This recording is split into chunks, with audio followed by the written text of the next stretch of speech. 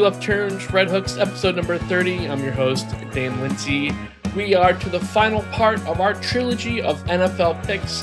We've been going through every division, and this is our episode of the final two divisions we have not covered yet, the NFC North, AFC East, because, well, our teams that we like, that we cheer for, are here. And when I say we, yes, Tyler is back for one more episode of these picks. Can't wait to see where we end up on all of these. It'll be very interesting. Looking forward to this. Tyler, welcome back. We've talked a lot, and we're going to talk even more because we're finally getting to our teams. Green Bay for me. Yeah. And on your t-shirt, the New England Patriots for you. So I'm looking very much forward to this. So everybody, if you don't want to hear about the Patriots, fast forward about an hour. If you don't want to hear about the Packers, fast forward about another hour. And then you get to our playoff picks for the final, probably half hour of this episode. So, and that, yes, that will probably very much track for the way we record. I'm pretty sure our other records were nigh around 2 hours, which is fine. I mean, I put chapters in there. Chapters will be here again, but we just got to make fun of ourselves at this point. We love to talk this, and we love to talk with each other. Sports, wrestling. It never changes. Oh, We always go longer than we think we would, but it's a lot of fun. But that's why we put in the chapters. So if you don't want to hear about the Patriots for the NFC East, you don't want to hear about the Packers and NFC North, just fast forward to the last about half hour probably for the playoff picks. Maybe the last hour or two there. I don't know where this is gonna go. So hang into your butts, everybody. But Tyler, welcome back again. Thank you, Dan. For anybody who's curious, yes, this is a microphone attached to a second microphone. So this microphone right here does not work all that well. It sounds quite muffled and poor. I don't like it. And this microphone I've been using for exactly. Yeah, I sound like I'm Charlie Brown's teacher. It's really it's not good. But this microphone I've been using for a couple of weeks. But I normally attach it to the shirt. But with this shirt, it's too flimsy, so it just goes like this, or it flops up, or it just, the whole microphone just falls over. It's just a disaster. So we're making do with what we've got. I know it looks a little bit like I'm from iRobot, but, we're going to make it work, and we're going to, not destroy the world or attempt to like they do in iRobot. Or at least I'm not. I can't speak for Dan, but I definitely will behave in this one. So I'm excited to talk. I'm excited to talk our teams, obviously the other teams in the Patriots and Packers division. See where you stand. Obviously, it's a little more. It's a little easier to pick my division objectively than it is for me, or probably me to pick your division objectively, and vice versa. So I'm really excited to see where we land on everything. Yeah, well, I don't know how objective I'll be. I try to be with right, North, exactly. But I mean, it's the, Yeah, exactly. You confirming some things, I might actually be like, yeah, I feel good about my my objectiveness here. Sorry, we'll see what happens. We'll see what happens. But love it. Yeah, let's just dive right in. We are here with the AFC East, and honestly, I say let's do a little bit different from what we've done the last couple. We'll just list off our teams. We'll go, the way we've been doing, and then we'll just talk about the division as a whole. And go from there, and I'll basically give you the floor to talk about your division, your team, and everything too. And I'll insert random comments here and there. But who do you have at number 4 in the AFC East? So number 4, I think I'm going to surprise some people here. I have the Buffalo, but no, I'm kidding. I'm kidding. No, I wish. I am going to surprise some people, though. I do have the Miami Dolphins as the worst team in the AFC East. And I know the Jets exist. How is that a thing? I get it. And that's who I put for number 4 is the Jets. Okay, great. So we are on the same page. So maybe I won't surprise as many people as I think, but I feel like, just most people just think, oh, Jets, they're going to be in last just because it's Jets. That's what I'm saying. That's how it always goes. Last. Oh, I thought you meant you put the Dolphins last. I'm sorry, I misunderstood. No, then yeah. Fine. So, I do think I'm going to surprise a lot of people, but I do want to be clear. It's not because I think the Jets are going to, perform super well with Justin Fields, even though Obviously, you know me as an Ohio State guy. I love me some Justin Fields. I still believe that he could be a good quarterback in the NFL. But I still think that the Dolphins and the Jets are both going to probably be bottom 10 in the NFL. Maybe you'll get lucky and be like 11 or 12 in terms of like a draft pick or something like that. But yeah, man, I am completely out on the Miami Dolphins at this point. I have watched a lot of their training camp, and it just hasn't looked good.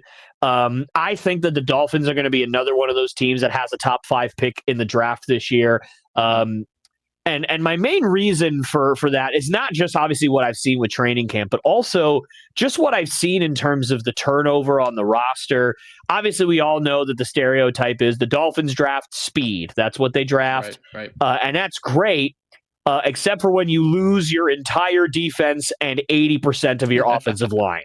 That's not good. Speed will not fix that, right? Like you've got to have skilled players at every position, and the Dolphins just simply do not have that. Both sides of their trenches are terrible. Obviously, we know they lost Christian Wilkins a couple of years ago, who was kind of that workhorse for them in the middle, that run stuffer, that pass rusher up the middle. We all are hoping that Jalen Phillips can stay healthy, but he's just shown throughout his career that he can't. I believe he tore his ACL for a second time last year. Mm-hmm. It just hasn't been good. And then Bradley Chubb, ever since he got traded from the Broncos, has just not lived up to the billing for them. He's been hurt. He's been ineffective. He's been both. It's just been a whole mess for them. So yeah, Dolphins last for me. Yep. So and then and then I'm assuming your Jets are number 3. I mean, as much as you're kind of talking about them. So. Yep. Jets are number 3. I do think that they're still going to be among the worst in the NFL. Again, they're not going to be quite as bad as the Dolphins. I don't think they're going to be quite top 5 pick in the draft bad. But quite frankly, Dan, 7 wins would be a miracle for them. I'm thinking more. I'm with you there. I'm thinking more 5 or 6. I think if Justin Fields goes in there and gets them to 7 wins, that's going to, with the roster that they have, that's going to be a heck of an accomplishment. That's going to be a miracle. Again, I have Jets at 4, Dolphins at 3. So, and I have some thoughts on the Jets there too. We'll get to that in a minute. So who's number 2 in your division here? I don't think you're going to do what I think you're going to do, but at this point, I think I know who your number 2 is. Yeah, no, I'm not going to be crazy. I know I made the Bills joke earlier and then being last. They're not. Obviously, the Patriots will be my number 2 team in the AFC East. I love what the Patriots have done this offseason. I'm very excited to see. For the most part, I'm excited to see the regime. I'm excited to see how Mike Vrabel coaches these guys. Go ahead. Yeah, and I'm putting Patriots number 2 as well. Mine's more of an attrition. And that's kind of like, I feel like the Patriots are kind of just making that step up, while Dolphins and Jets really aren't. So that's mine is more of like, I think the Patriots kind of get there by default, but again, I think they're officially like, okay, we are definitely past the Brady Belichick era now. Like we are beginning a brand new era. Drake May, while I felt they could maybe wait in the quarterback another year, and I would have personally gone receiver for them. That obviously did work out pretty well for them last year, and hopefully they can just get him weapons. They got a lot of receivers this year, so I'm really curious to hear kind of the receiver room a little bit more here in a second. Your thoughts there, because I know they have like 20 receivers in that receiver room as they started training camp in the preseason, but we'll touch on that in a second. But yeah, Patriots are a little more of an attrition there. But I'm kind of borderline on them as a playoff team, honestly, this year. They're going to be in my mix as a potential playoff team, potential 7th seed when it comes down to the playoffs. So, both with the Patriots, which I think just by default gives us the Bills at number 1. But yeah, yes. No, it's I don't know if you wanted to dig into Jets and Dolphins a little bit more. I definitely did want to say about the Jets. To me, it's like they have, Garrett Wilson's one of the better receivers out there. Garrett Wilson. I don't know. I almost said Zach. It's Garrett Wilson. That's right. Then, the good Wilson, not the good poo-poo, Wilson. Crappy Wilson. Zach Wilson's on the Dolphins now, I believe. Yeah, I think so. I think he's their backup QB over there. Oh, dear. And then Breece Hall. Breece Oof. Hall, he's one of the better running backs in the league. Braylon Allen's a decent number 2. So they have a couple of skill players, but I mean, when Josh Reynolds and Allen Lazard are numbers 2 and 3, maybe you have a little more opinion on the defense, but I feel like the defense outside of the Williams guys and maybe Phillips. I mean, I think I'm looking at Phillips. I feel like he's older. Sauce Gardner is definitely one of the better corners in the league, but it's like when you tried out Justin Fields after you couldn't get done with Rodgers, and then now you try out Justin Fields. It's like the hope for Jets fans has to be going. I guess they're what can be our acronym? What can be our alliteration for Archie? Tanking for Archie there, but there should be kind of alliteration, but all out bad for Archie, and it doesn't quite fit. But it's like I guess they're gonna be running for Arch Manning if he declares next year. But all that aside, yeah, that's why I have Jets. There's a couple good players, but nothing else just really stands out on that team. 'Cause to me, at least, the Dolphins have Tua, Waddle, and oh my word. Wow, I just Tyreek Hill. Yeah, the cheetah. At least they have those guys, but again, as you mentioned, their defense. Yeah, they release a lot of people. A lot of people. So yeah, that bottom of that division is not going to be fun for either team. And I'm with you. No. I think each team will be lucky to get past 5 wins. They're especially when you consider that they're playing the AFC North as one of their full divisions. Yeah, that's bad. Yeah, that's bad. But yeah, I don't know if you had any more thoughts on the Dolphins or Jets there, or if you wanted to move on to your beloved Patriots. I'll let you have the floor if you want to for the Patriots. Yeah, I mean, obviously, like I said, with the Dolphins and Jets, I think they're both going to be pretty bad. And obviously, Devon Achane is a great running back as well. Yes, Achane, yep. Definitely fits that system very well. The problem is he doesn't have anybody to run behind. There's no, they're not going to get much help, right? It's and for me, I've been out on Tua for years. He had one really pretty solid year. Where he kind of everything clicked for him, and they had all the weapons and the good offensive line, and he stayed healthy. But then, other than that, something always went wrong. Whether it was his health, which has been the majority of the problem. There was one year where he just couldn't throw past 20 yards for some reason. And then suddenly he got Tyreek Hill, and then he could again. It was very strange. I don't really know what happened there. I don't know if they got him on Driveline or something like that. And he was just flinging, rubber balls into the back of walls for an entire offseason, knowing Tyreek Hill was coming, or what. I don't know. But I've been out on Tua for a while. I saw the NFL Top 100 list, and the fact that Tua was on it, even at 98 or 97 or whatever the hell, bananas to me. Because unless I'm mistaken, now maybe they don't do it like this anymore, but I know they used to do it where it was you list your top 25 players in the NFL, and that all gets compiled, and then it's all a point system from there. That means that there are people that were thinking that enough people thought that Tua was a top 25 player in the NFL that he made a top 100 list, which is crazy to me. I can't even come up with a word that properly describes it. Go ahead. I mean, is Tua even a top 20 quarterback? No, yeah, he's a top 20 quarterback, yes, but I think he's not a top 25 player. But I mean, that's crazy. He's barely he's barely a top 20 quarterback. So yeah, the fact that he's a top 25 overall, let's even put him at top 15 quarterback. You're top 25 overall? I don't think so. Yeah, that's crazy to me. But regardless, I've been out on Tua for a while.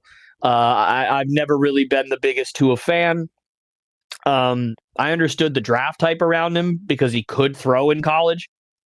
But then again, when he got to the pros, it was suddenly he couldn't throw more than 20 yards. It was very weird.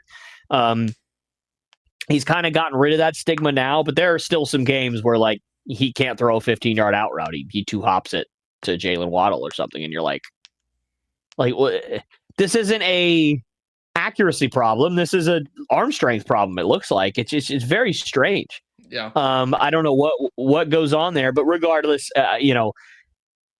I like Tyreek Hill, obviously. He's lasted a lot. He's done a lot better and lasted a lot longer in the Dolphins uniform than I gave him credit. I put out a video years ago saying that he would probably fall off a cliff after a year, maybe two if you were lucky. He has not done that. So I give him credit where credit's due. He's lasted a little longer with his skill set than I thought he would. Because, once you turn 30, speed's one of the first things that goes, and Tyreek Hill has not go. So he's still doing what he's doing, which is great. Although last year he didn't play all that well, but regardless, I love Jalen Waddle. He's one of my favorite players in the NFL. I think he's supremely underrated. I think if he was on maybe not any other team other than the Dolphins, but most other teams other than the Dolphins, he'd be a clear-cut number one. He'd have 115 catches. He'd have 1,500 yards. He'd have 12 touchdowns. He'd be all the way there, but he's on a team with a quarterback that's not really healthy, that can barely throw the ball, where he doesn't go deep because they got another guy that does it, and he's the number two anyway. So it's kind of not a great, it's not the best fit for him, even though they built around the speed. So in that way, it is the perfect fit for him. But, I love Jalen Waddle, but Tyreek Hill and Jalen Waddle and Devon Achane behind an offensive line that's terrible is not going to win you a whole lot of games by yourself. Especially again, if Tua gets hurt again, they will win 0 games. Zach Wilson will be their quarterback, guys. It's not a drill. Yeah. Awful. You think Tyreek Hill wants Zach Wilson throwing him deep balls? No. Here's what's interesting to me. You're saying Dolphins probably a bottom 5 or top 5 draft pick. If they were to somehow land the number 1 pick, a lot of things align here. Big. If you know right where I'm going, I think now. Yep. If they were to align to where they got the number 1 pick, Arch Manning were to actually declare, you would have Quinn Ewers and Arch Manning on the same team in the pros. That would be funny. But also, I think that if the Dolphins did get the number 1 pick, they would just trade out of it, because I feel like and I'm not saying that this is the correct decision. I'm thinking what I believe they would think, which is we already have our guy who we're paying $55+ million a year. We don't need a QB. And there's a generational, we'll put that in quotes because obviously we don't know if Arch is going to go into the draft or if he's going to, stay in college, which he might. But let's say Arch is there. We have a generational QB that somebody's going to want at number 1. We could get 879 first-round picks for this. I would probably trade out too if I were them. I mean, I'm not saying that I would rather have Tua than Arch, because I wouldn't, but I would rather have Tua and 9 first-round picks than Arch. Right. The likelihood because you never know what you're going to get. People paying for your number 1 draft picks a lot more plausible than people trying to trade for an off-injured, hasn't played a full but 1 full season in his 5 seasons quarterback that just got the basically the market value for him, because it was right around that. Right. It was just a little bit less than Trevor and a little bit less than Love. So I mean, he got the kind of the maybe a little bit higher end of his market value, and so it's very, very, very, very few teams would probably wanting a quarterback like that. So it's the possibility just came to my mind of that'd be cool. That would be nuts. Not necessarily cool. Arch is I can't escape this guy. He's everywhere. Yeah, but anyway, I'm never gonna play ever because Quinn Ewers is in my life and he won't leave. Yeah. Yeah, that'd be funny. Okay, but anyway, so moving on to the Jets. I mean, I love Justin Fields, and I like some of the moves they made, which I think to me is the difference maker between the Jets and the Dolphins. I like their quarterback more somehow, and I think that they are slightly better on well, maybe not slightly better. They're probably reasonably better on defense because they at least have some players, like you said, the Williams brothers. You got Sauce out there. I don't remember who their safeties are off the top of my head, but regardless, they have a couple of pieces on defense, whereas like Minkah Fitzpatrick alone will not win you with defense, even though Minkah Fitzpatrick, I'm sure, would like that. But Tony Adams and Andre Cisco. That's right. They're not bad. They're pretty decent safeties. I feel like I've heard Tony's name here and there. I feel like I've heard Tony's name here and there. And Andre Cisco's a good vet. A good vet to have back there. That's not too bad. But regardless, I think the Jets have done a lot to try and revamp their offensive line, which again is better than what the Dolphins have. Breece Hall and Devon Achane, I'd say Achane, especially after last year, is a bit better.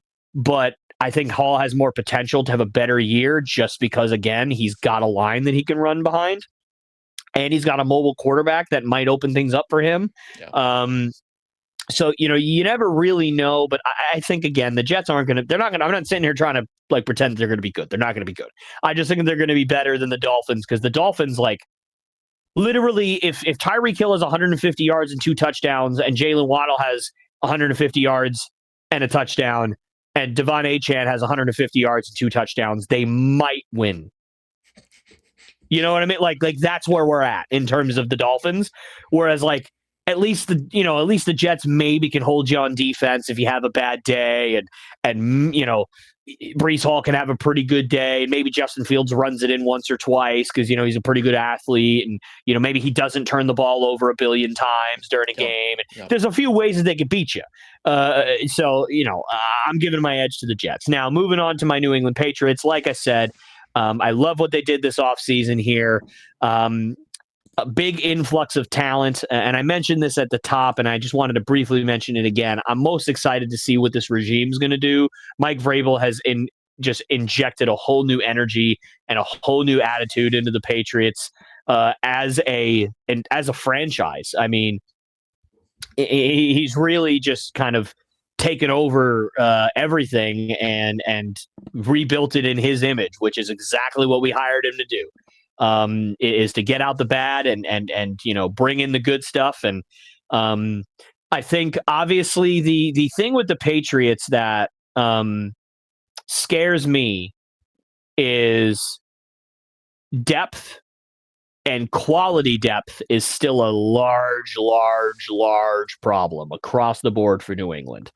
If the Patriots have injuries to just about every position, other than like if you lose one of your 2 corners, if you lose a safety, if you lose a defensive tackle, you probably be okay. But other than that, if you start losing 2-3 wide receivers, you lose one of your two running backs, you lose 2 or 3 of your corners, 2 safeties, 3 linebackers. Like if you start getting injuries piling up, this team's gonna stink. They have no quality depth behind what they have and what they brought in free agency. And now listen, they had no depth, period. They had no talent last year at all, like at any position, basically, other than Drake May, who was not starting at the beginning of the year. We knew we figured what we had in Drake May. We didn't know. Nobody ever knows. But we figured what we had in Drake May with everything that we'd seen and how well he played in the preseason and how Gerard Mayo even said, like, Drake May actually outplayed Jacoby Brissett in pretty much every preseason game. But we don't want to start the kid yet.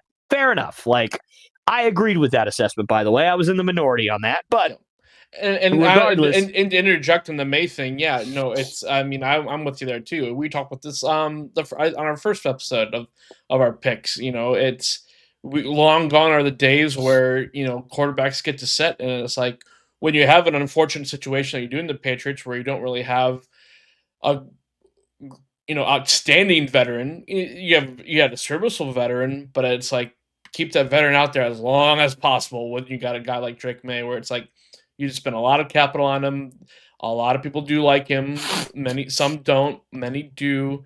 But it's he was better than I thought when he than I thought he would be when he played, and you have to build around him now. But yeah, like let him take as little punishment as possible. I forget what week. I'm sure you know what week he started, but let him take as little punishment as possible. And I felt like they did that as much as possible last year. Yeah, I think it was like week 5 or 6. I don't remember exactly which week it was. And obviously he was out with a concussion. for a week or two there as well in the middle of the year. But regardless, so again, the quality of depth thing, yes, they had no depth in any position because they were all poo last year. I'm well aware. So we are, compared to last year, it is an embarrassment of riches compared to last year, and I'm very, very excited about that. I'm very thrilled, and obviously, on paper, when everybody's healthy, we have a pretty good team. I think. Yeah. I think we have a team that has a good chance to make the playoffs. I think if everybody stays healthy and everybody plays to their potential, and guys in the draft like Travion Henderson make as big a difference as what we're thinking he can make. Guys like Kayshon Boutte and Demario Douglas get a little bit better. A guy like Efton Chisholm, hopefully, cross our fingers, makes the team and, is kind of like the new Wes Welker, Julian Edelman kind of player, returning punts.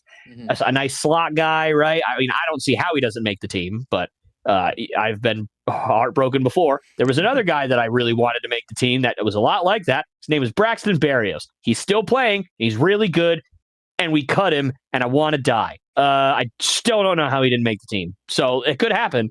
But regardless, I think we're good on paper. But if injuries start to pile up, which does happen in football, boy, this team's going to just go right back to stinking because there is no depth behind our starters at most positions. There's no real quality depth. It's just dipping right back into the DeMontre Jacobses and City, I would say City Sows, but he actually just got released. So not even the City Sows. I mean, Lord knows what else is back there. To your Caden Wallace's and your Anthony Jennings, who may not make the team. Your Alex Austins, who I actually like Alex Austin. I think that's not fair. He's actually a pretty good player. But regardless, you see my point. Like, we're really going to start to scrape the bottom of the barrel if injuries start to pile up. So that scares me quite a bit. But I do still believe in the Patriots. I am very excited to watch them this year. Much more excited than I have been the last several years, for sure. Again, if anything, just because I know at the end of the day, this is going to be a team that's going to play hard. They're going to be disciplined, and they're going to be fun to watch. And hopefully they're going to make a lot less stupid mistakes and penalties that they did the last 2 years. Yeah. I'm very excited. And on the Patriots side too here, to me, obviously, the team, one, there's just a knowledge of depth of, this player is a little bit better than I do throughout the league, but especially when it comes to being your team. But on the defensive side, Jabril Peppers, Chris Gonzalez, they're kind of two more standout names. Gonzalez is young, right? Like, was he a rookie last year? Yeah, no. Well, I mean, he might as well have been. So he was drafted in 2023, and he played 2 games, and then tore his I want to say his pec or his labrum or something, making a tackle, and he was out for the rest of his rookie season. Mm-hmm. And then last year was his first full season, and somehow he didn't make the Pro Bowl, but he was second team All Pro, basically as a rookie. Like, that was his first full season of actually playing because he was injured for his entire rookie season. But in the 2 games that he played, he blanketed Tyreek Hill, like picked off a deep ball that Tua threw on Tyreek Hill, 1-on-1, no help. Like, blanketed Tyreek Hill. So we knew what we had as soon as he stepped out there. It just stunk that during Dallas in week 3, he blew out his shoulder. We also lost Matt Judon in that game as well. We also lost Marcus Jones in that game. And I think we had a receiver injury too. So it just went that Dallas game. We lost by like 40. So it was like, I could just I wish that this game was never played because I'm sad now. Strike from the record. Strike from the record. Yeah, just all of our best players on defense are hurt now, and we lost by 40. I'm a sad boy. It was a rough day. On that note, though, so like Jabril and Christian, kind of names that Jabril, I think, was probably a little more of a household name. Gonzalez should probably be more of a household name across the league. He will be after this year. But anybody else in that defense that, give me one play that really sticks out that you hope is kind of that next guy that people are going to really take notice of on the defense. I mean, I think the obvious answer is Milt Williams. He didn't have an every down role in Philadelphia, but we saw what he's capable of in the Super Bowl and in the playoffs last year. An absolute menace up front. He's been tearing it up in training camp, making the Vikings specifically their lives a living hell during joint practices. He was getting after J.J. McCarthy all day long. He's the obvious answer, but the one that I want to focus on is Carlton Davis. I think people forget how good Carlton Davis is. There is a NFL wide receiver who named Carlton Davis his toughest guy that he's ever faced in his entire career. That wide receiver is Jamar Chase. Oh, I don't know, the best wide receiver in the NFL. And if you look at their matchups, arguably, he's not kidding. Carlton, well, I mean, obviously, Justin Jefferson. I'm with you. One A or one B, you get the point. It's like, and if you watch them play against each other, Carlton Davis locks that boy up. It's pretty freaking impressive. And so Carlton Davis is a dog, and he's only 28 years old. He's not up there in age quite yet. He's going to get there. But, this is a guy that knows how to play football, is a great man corner. And by the way, he's been doing all that as a number one corner. He's not a number one corner now. He's the number two corner because we got Christian Gonzalez. So he's going to be locking up. Like, you could easily have Carlton Davis locking up your number one with help over the top, and then Christian Gonzalez one-on-oneing your number two. You can forget about throwing the ball at that point, unless you've got, unless you're the Bucks, because the Bucks have like 11 great wide receivers. So, if you got Mike Evans getting double teamed and Chris Godwin and versus Chris Gonzalez one-on-one, you'll just have Emeka Egbuka going crazy, or Jalen McMillan going crazy, or Sterling Shepard, or one of the other great receivers that you have over there, because the Bucks make me sad. But anyway, so yeah, that I think is going to be the biggest thing, because to me, one of my favorite seasons of the New England Patriots was 2014. 2014, when we won the Super Bowl against the Seahawks. Darrelle Revis and Brandon Browner, that 1-2 punch made that defense so much fun to watch, because literally the Patriots just said, we're going to put Browner on a big guy, and he's going to jam them at the line, because he was like 6'4", 215, just a big boy. And, you got Darrelle Revis in his prime over there, locking up your number one. Good luck. Like, you're not throwing the ball. Do you know that? Like, it's like, yeah. That was such a fun year to watch for me as a guy who loves defense. This year's going to be fun with Carlton Davis and with Christian Gonzalez. It's going to harken back to those kind of days. I'm not sitting here trying to say Christian Gonzalez is as good as Darrelle Revis, because I don't know if I ever remember a defensive back in my lifetime that was better than Darrelle Revis. I genuinely think if you're including safeties, then that's not true. But if you're including pure corners, right, I've never seen a corner better than Darrelle Revis in my lifetime. He was that good. Yep. But I love the duo of Christian Gonzalez and Carlton Davis. Well, and I mean, when you have a duo that can go toe-to-toe with receivers, lock one down, and you can have one safety help, that just allows you to do so many different things in your defense, whether it's how you line your front seven, whether it's how you position your safeties, both, especially against a team like the Dolphins, where the potential for Tua, Waddle, and did it again, and Tyreek Hill. Grief. Man, Tyreek Hill has just been lost to the ether in your mind. I don't know why. He does not exist. I don't know why. So Hill, Waddle, and Tua, they have the potential, and you even mentioned this, to where between with those two guys with Tua, it's like they can and have put up 400 yards and 4 touchdowns, 5 touchdowns. But when you have but they have a defense back, running back, and Devon Achane that's good. That's serviceable, very serviceable back there. When you have a defense that can have 2 corners that can pretty much hold their own, maybe have safety help, maybe have an extra whatever, a lot of different ways, that allows you to kind of to also then key in on that running back, where it's like, well, we have to defend one or the other. It's like Patriots might not have to worry about being in that position, to where they can kind of have someone big on each player. And obviously, again, we're talking about the Dolphins being at the bottom of this division.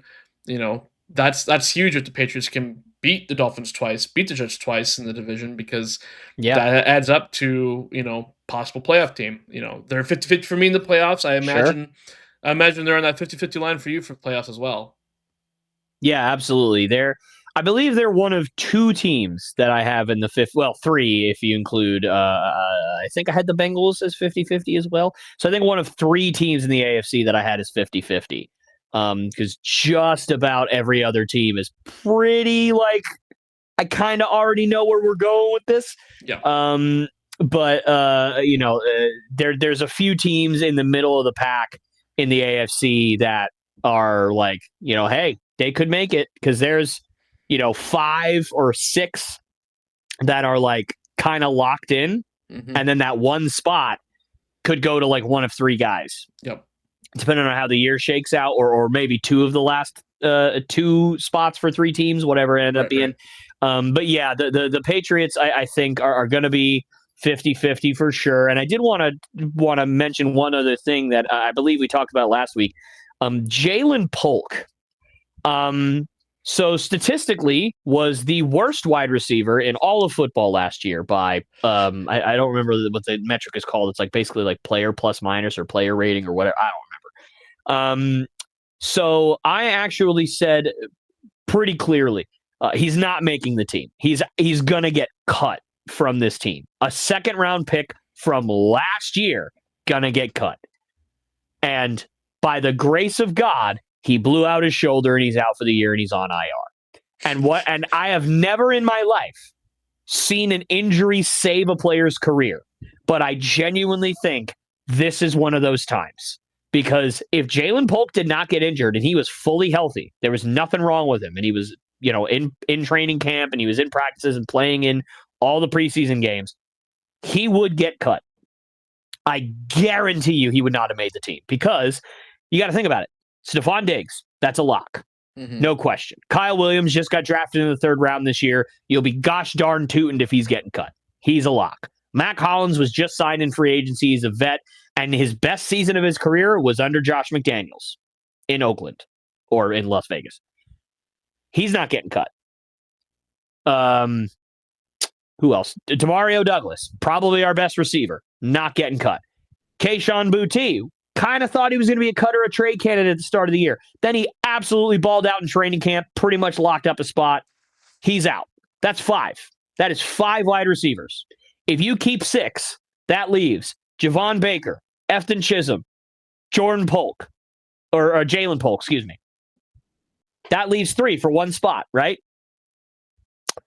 And Jalen Polk did nothing all preseason.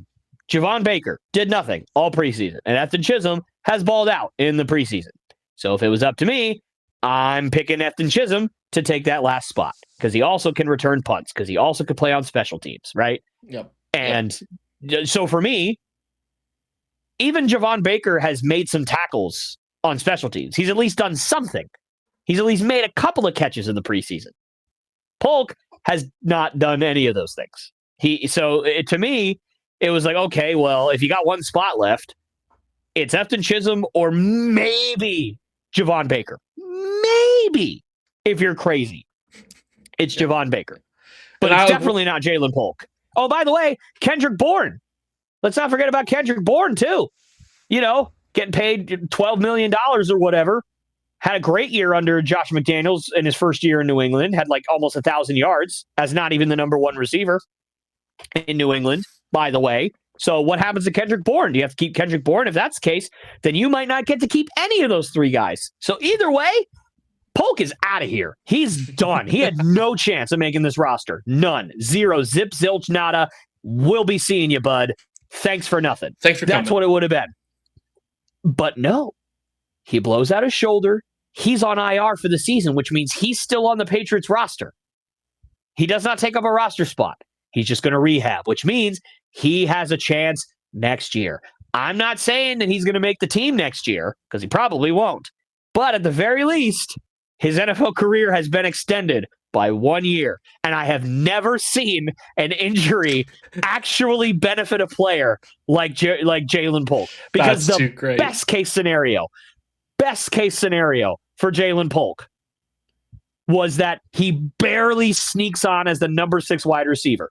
But the best, most realistic scenario was that he was traded for a 7th round pick to go somewhere. That was the actual realistic best case scenario for Jalen Polk. Otherwise, he was just getting cut, outright cut, and he was going to go, I don't know, to New Orleans on like a prove it thing.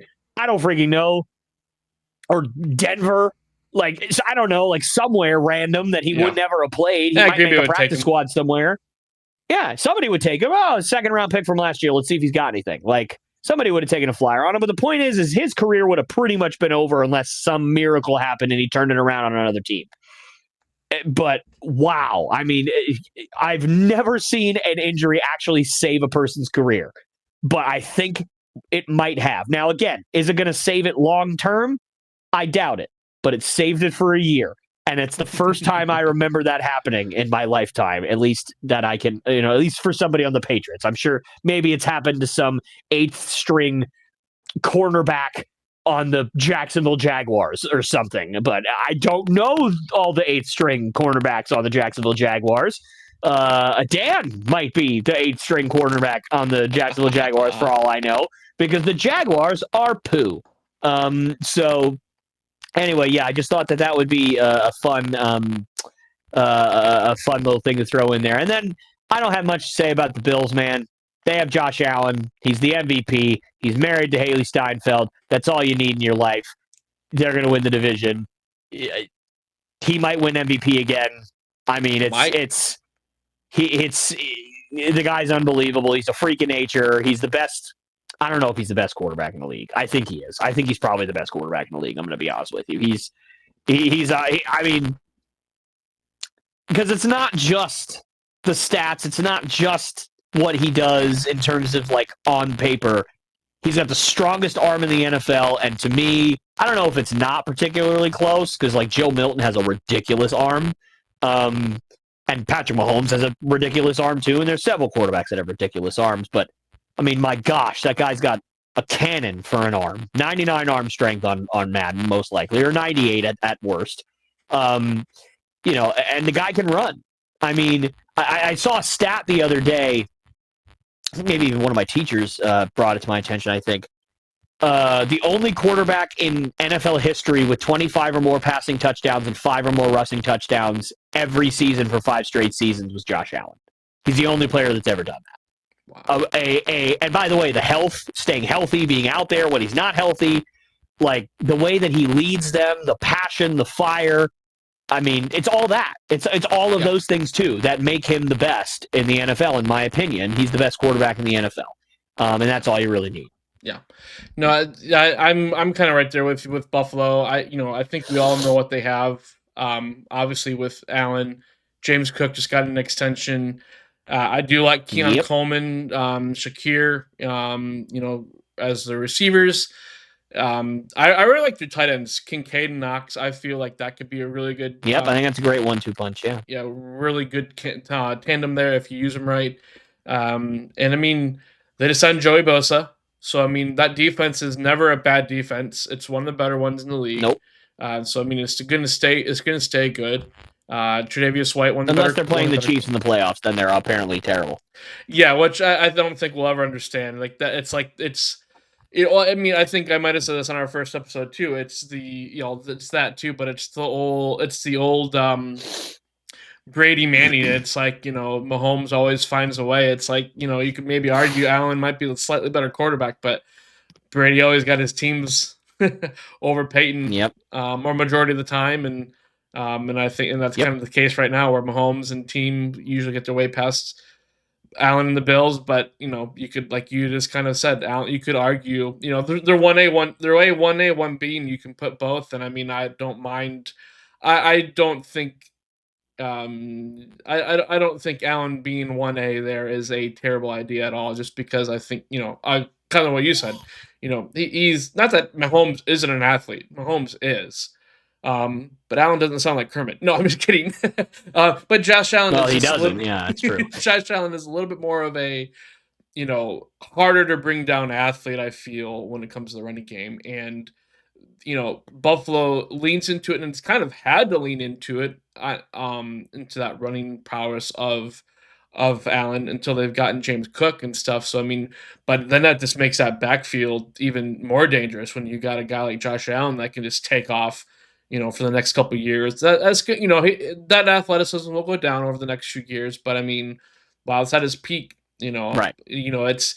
I mean, honestly, we talked about this already too. It's we're very blessed to have the AFC talent of quarterbacks. We really have a 1A, 1B, 1C in Allen, Lamar, and Patrick, and anybody Sure. could argue that order. And you didn't even say Joe Burrow, by the way, who I would actually argue might be better than all of those guys. Like, okay, to me, so the we have 1B, 1B is Joe Burrow. 1A, 1B, 1C, 1D. Yeah, exactly. Right. Yeah. But it's like, man, when's the last time we had that much depth in just one conference? And and again, we can keep on listing. I don't think we have at once. I think when you look at Brady, Peyton, when even looking at in just a conference, when you have Brady, the closest we had was Brady, Manning, Roethlisberger, Rivers. Yeah, and it was kind of, to me, it was Brady, Manning, Ben, Rivers. We're literally talking Allen, Mahomes, Lamar, Burrow, and whatever order you want. Yeah. In between those. Yeah, for sure. Yeah, we've never had that. I don't think. No. Yeah, and that's just awesome. And then we didn't even mention CJ Stroud. There's probably one or two other guys. I don't know if I put him up that high yet, but I like him. But I mean, obviously. Stroud is that. Obviously. Stroud is that Roethlisberger, Phillips, Rivers to that group. Sure. But anyway, all that to say, Bills win this division unless it's just catastrophic, and then that'll be very interesting. But yeah. Bills win this. We will talk about them a little bit more. They will be coming up as we talk through our playoffs, I'm sure. All right, Dan. Now it's your turn. Yes. All right. Strap in for 2 hours of me talking about Green Bay and how much they're going to win. Hey, man. That's okay. You're allowed. The chances of Green Bay winning it all versus New England winning it all are, I don't know. We'll see. You guys have a way better chance than we do. What the heck are you talking about? No, that's what I'm saying. Better team. That's what I'm saying. I'm trying to not sound I don't know what's the word, super subjective, but at the same time, I mean, like, the potential's there. So it's like I can talk about them for 2 hours, but I won't talk about them for 2 hours. I don't want to bore everybody and get them to tune away from everything. So let's get started with our divisional order here. At number 4. At number 4 here, let me get my notes here. I just lost all my notes here. Where did they go? At number 4 here, one thing I will say before I go, before I list off my teams, and we'll go one by one here up to like we've been doing. I see that I wouldn't be surprised. I see the potential of all 4 of these teams having at least 9 wins. I don't know about you, but I think each of these teams. I completely agree. 9 wins. That could very well happen. Yeah. At number 4, I'm pulling in the Minnesota Vikings. Who do you have at your number 4 for this division? I'm sure you'll love this one, buddy. I've got the Chicago Bears coming in last in the division. I mean, Vikings, Bears, as long as they're both below Green Bay, What? And it's actually funny. I'll take this moment to actually say this. It's weird. At least, I don't know how true I am here, but I feel like it's kind of how it's gone. When Favre was the quarterback of the team, we've only had 3 decades of amazing quarterbacks. Thank you. I don't know how that's happened. There's no clue. We've just been lucky. And now Love, we don't know about his long term, but at least the potential seems to be there. Under Favre, it was more of the Bears were like the top rival for Favre, and the Vikings were kind of that number 2. We never cared about the Lions. Under Rodgers, I feel like the top 2 rivals kind of flip-flopped, where it was the Vikings were a little bit more that number 1 rival, and then it was the Bears right under. Both very strong, if almost not equal. I feel like it's been there. Well, I feel like Jordan Love has his own rival in the division, and that's the Detroit Lions. which we'll talk about because I feel like it's Fair. it kind of at the same time as Green Bay's transition their quarterbacks is when we've seen this quick, amazing ascension of Detroit. Like it's almost weird to kind of talk bad about them because it's like, well, we've always talked bad about them, and I can't really hate on how good they're doing because the hate for them isn't as strong as it has been for Chicago and Minnesota for the entirety of my life, basically watching the Green Bay Packers. I mean, all I know is Favre and Rodgers. Like I know of I can't pronounce his last name. Magic, I think was his nickname. Is what everybody kind of nicknamed his for shortened his last name. But anyway, it's like anybody before Favre, you just didn't remember anyway because we were the Lions, essentially of the 80s and 90s, 80s and early 90s. Anyway, I say all that to say, like it's there's still the rivalry with the Vikings and with the Bears, and the Bears will always be one of the top rivalries in the NFL just because of the long-standing history of the Packers and Bears. It started the same year. They've played the most times, over like 120 some meetings, I think, at this point, or maybe more, maybe 200 some meetings. I don't know, whatever.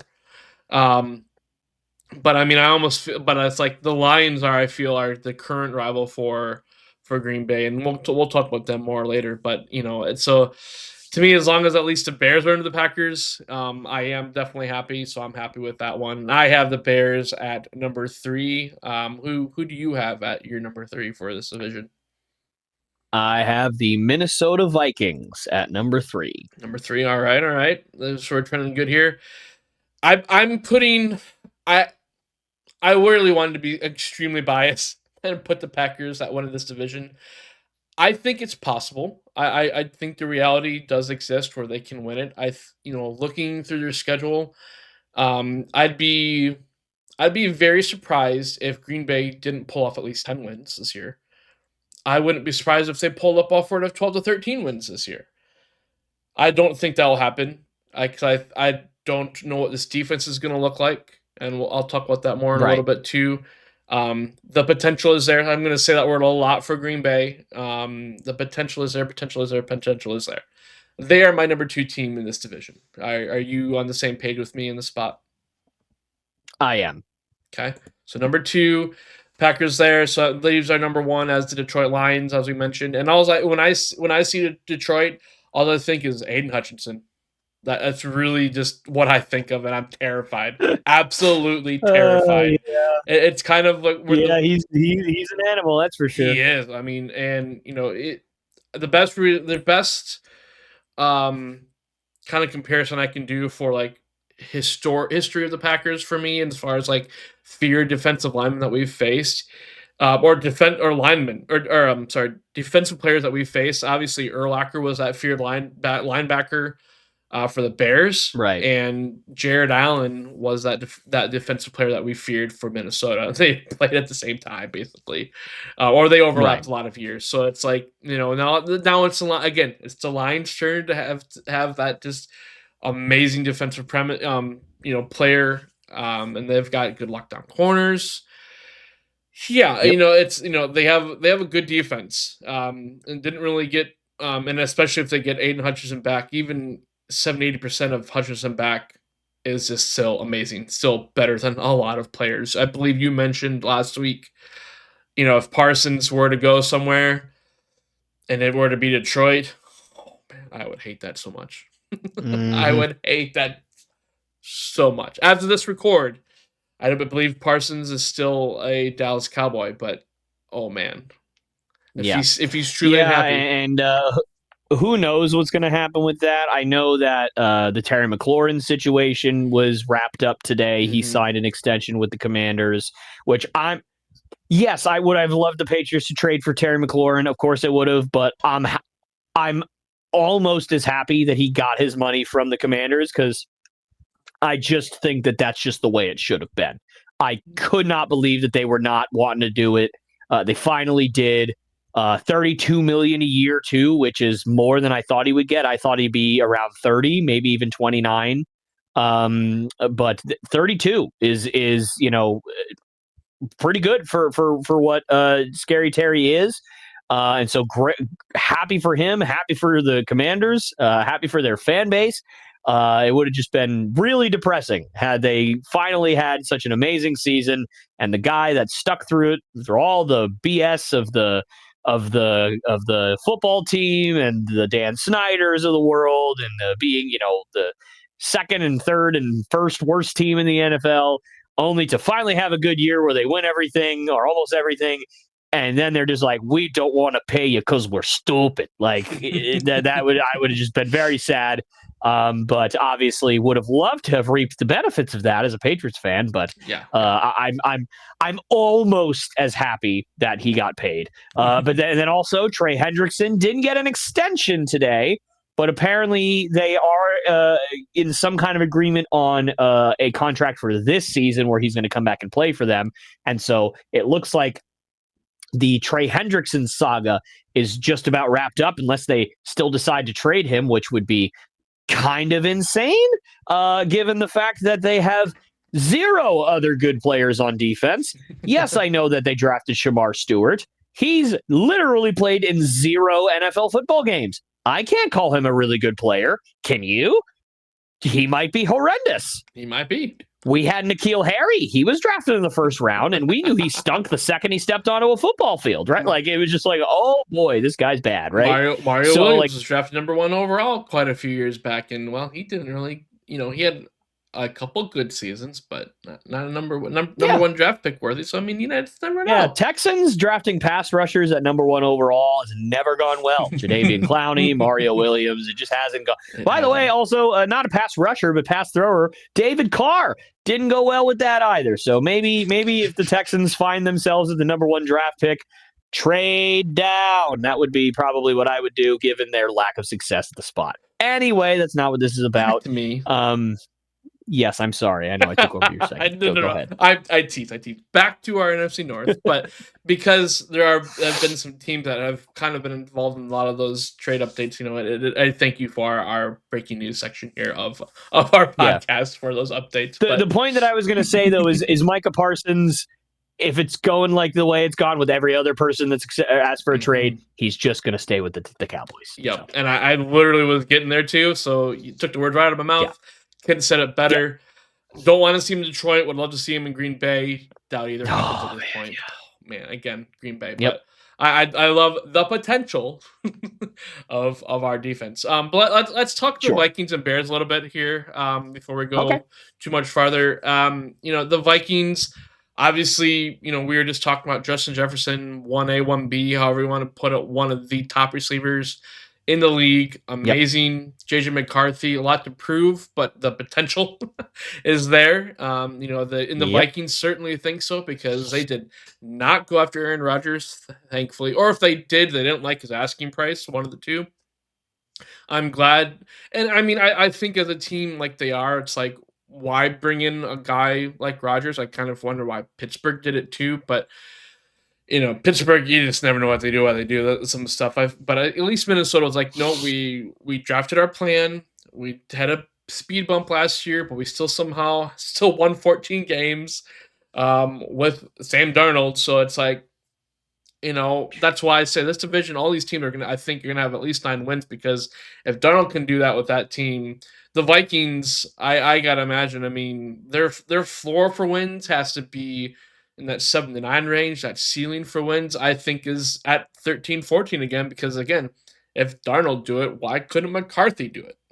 So it's there. And the Bears, to me, it's year 2 of Caleb Williams and Roma Dunze, and it's an offense that has a lot of weapons. Ben Johnson, I was about to say Williams. Ben Johnson is now the head coach there. Getting stolen within the division, which is very interesting to me that he was like, I'll jump to division rival. It's like so much for people hating the Bears, I guess. I was like, but I mean, money, show me the money and I'll come, I guess. So I think that'll be interesting. I think that'll, be interesting for the team. And I mean, I was very torn on Bears Vikings or Vikings Bears for 3-4 there, in the division. I think it just comes down to, I don't know. I think the Bears were I expect regression from Minnesota. Yeah, they had the 14 wins last year. Of course. But I think the regression there and Bears winning an extra game or two that they probably could have won last year and actually do it this year. We'll put that right on that cusp. Again, I put the Bears and Vikings both of that 50-50 chance to make the playoffs. They will be there knocking on the door for that 7th seed, 6th seed even. Just the way that the NFC kind of is shaping out, I feel. We talked about that last week a little bit.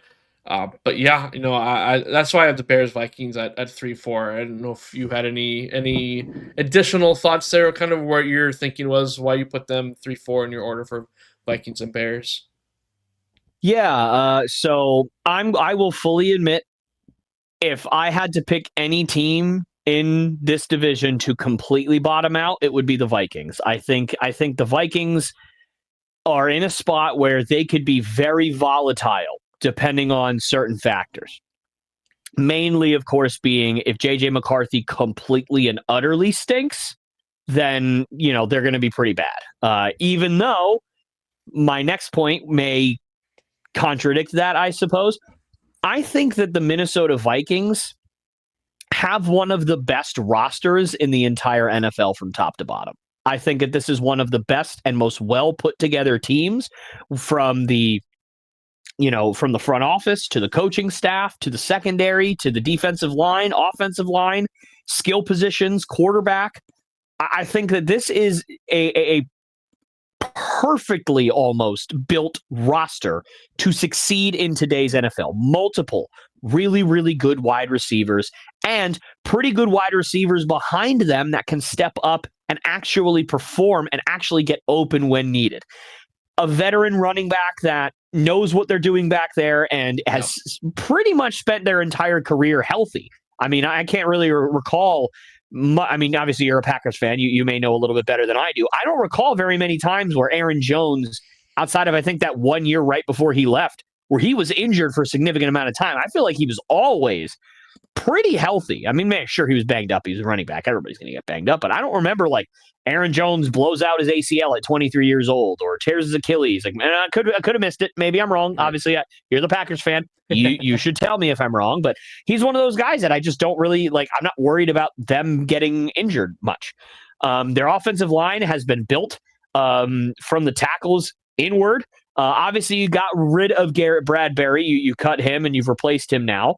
But you've built yourself from the tackles in for that offensive line, which to me is what you should do. You should protect your quarterbacks, outside and their blind side and everything, and then figure out the rest from there, which is exactly what the Vikings have done. Their defense is one of the best in football last year.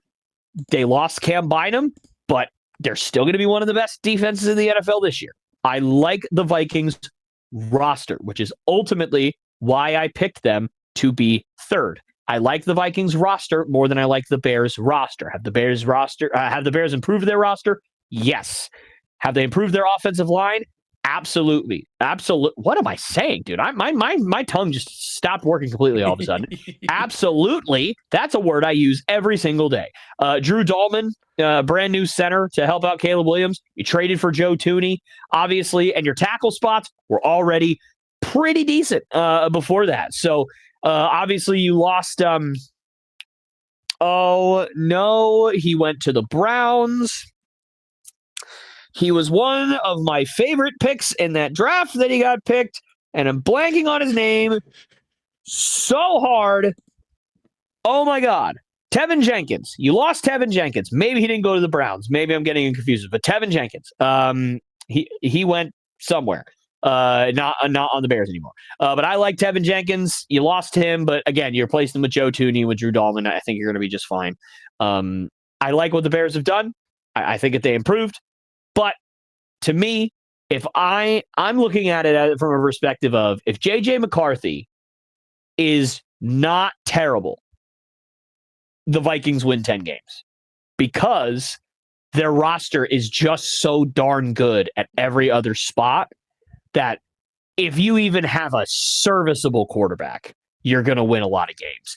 If J.J. McCarthy is really good, Like, if he doesn't turn the ball over a ton and he, like, is running for first downs and he's making good reads and he's, getting that occasional really big play when he needs it, they might sneak on you and win 12 games to 13 games. Like, that's how good this roster is, which I know that sounds insane, and I understand that it sounds insane, but think about what we thought of Sam Darnold before last year. And think about what we think of Sam Darnold right now, which is he might completely stink because his team around him just kind of completely stinks outside of a few players here and there on the Seahawks. But the team last year was so good because this is something that we're going to have to admit now. If Sam Darnold stunk his whole career, then had that one really good year on the Vikings, then stunk again once he left, we're going to have to sit there and think, damn, how good were those Vikings?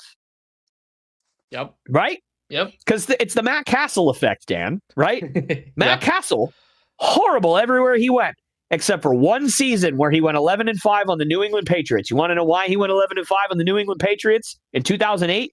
Because he had the undefeated 16-0 2008 roster that actually made improvements on that perfect season on defense and on their offensive line, but had no Tom Brady, and they gave it to Matt Castle. And so Matt Castle looked like he wasn't a bad quarterback because he literally had, in my opinion, what would have been the greatest football team to ever live if Tom Brady was at quarterback that year.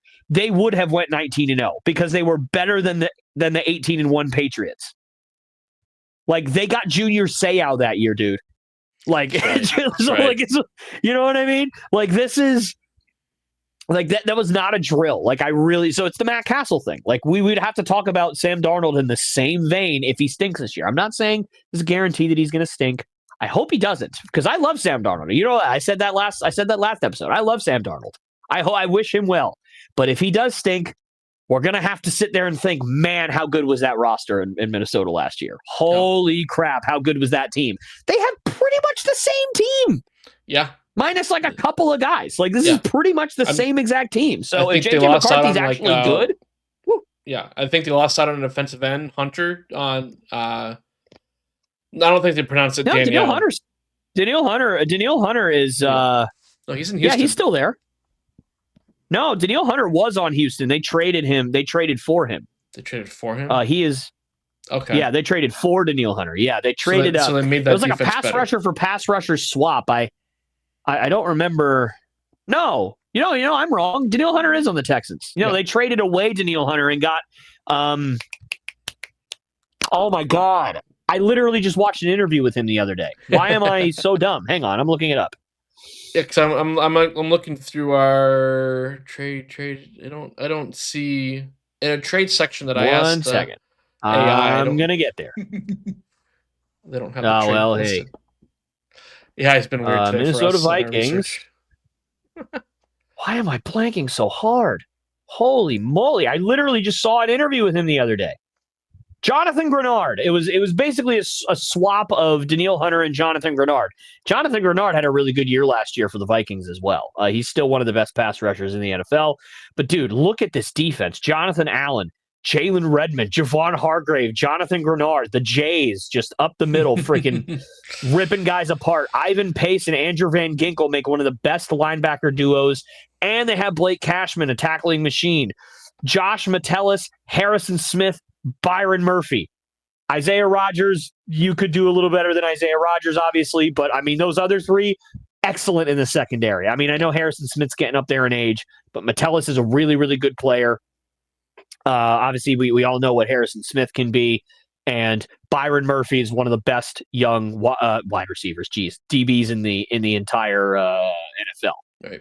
And then you look at that, you look at the rest of the roster, Aaron Jones, Justin Jefferson, Jordan Addison, Jalen Naylor, who's really, really good. They just signed Carson Wentz to be a backup quarterback. Mm-hmm. Whoopi, TJ Hawkinson at tight end, 2 Pro Bowl tackles, Donovan Jackson, who's been a really, really good guard, Ryan Kelly that you got from the Colts, who's been a Pro Bowler in his career as well, and Will Fries is another really good guard. You have 5 excellent offensive linemen. Excellent. Far above average. Oh my God. Like, this team is stacked at every position. It's crazy. when I look at this division as a whole, it's almost, to me. I mean, yeah, Minnesota has a defense. Detroit has a defense. Green Bay's and Chicago's a lot to be seen, lot to know. But I mean, to me, it's like it's really it's really who's got the best offense in a way. We have a big receiver by committee in Green Bay, which half of them got hurt all preseason, so that's going to be interesting outside of Golden. And then Minnesota, you just mentioned, you got one of the best in Justin Jefferson, and not too bad, not in two pretty good compliments in Jordan Addison and Jaden Naylor. Addison's going to miss the first 3 games of the season. But I mean, again, you got T.J. Hawkinson. But then I look at Chicago's offense, and to me, it's like, Caleb has the experience over J.J. a little bit, but and some would probably regard Caleb as probably better prospect, better talent. But I mean, I don't mind Chicago's receiving core. I think it's very interesting, very young. Yeah. You got DJ Moore. But I mean, Rome Odunze should be, I would assume would be better, and he wasn't that bad last year. He should be the number 2 clear cut this year. And Luther Burden, I think, is one of the better receivers out of the draft this year that they drafted. He'll be an interesting complement in that offense as well. He's had a great preseason too. Yeah, and I mean, their tight end Cole Kmet isn't bad. So I mean, just offensive alone, and Colson Loveland, right? Didn't they take Loveland? Yeah, Loveland, and Loveland's I think listed as 2 on the depth chart right now for their tight end. But again, they have a lot of different things they can do for their look. Let's draft a backup tight end at number 14 overall. Why not? We're the Bears. We can afford the luxury. I guess so. It's and I like their backfield. Objective from if I take the Packers glasses off, it's hard sometimes. It's hard. But I like their backfield. Swift isn't a great running back, but he's not a bad running back. And then you got Roshan Johnson, who, we talked about that. That Texas backfield. The fact that Roshan Johnson is technically the number 2 running back there is interesting to me. But they can do a lot of different things with that offense if Caleb can control it. And it's for 2 different reasons. Like the Bears and Vikings have a very big question at quarterback for 2 very different reasons. And to me, that's kind of like that one piece that doesn't get them above the Packers and Lions for me right now. And, whereas the Lions, Goff isn't the best, but I mean, again, you look at the receiving core, we might have, I would say the potential for these 4 offenses to be in the top 10 of the league is not impossible. Sure. When you got Detroit with Jared Goff, 2 guys in the backfield that can take a lot off him with Gibbs and Montgomery. Amon-Ra St. Brown, he's in that category, one of the best in the league. Jamison Williams is not a bad number 2. Tim, their number 3, I think, is where they're a little weak. Tim Patrick doesn't really scream a lot. He didn't do bad in Denver. I believe he was in Denver.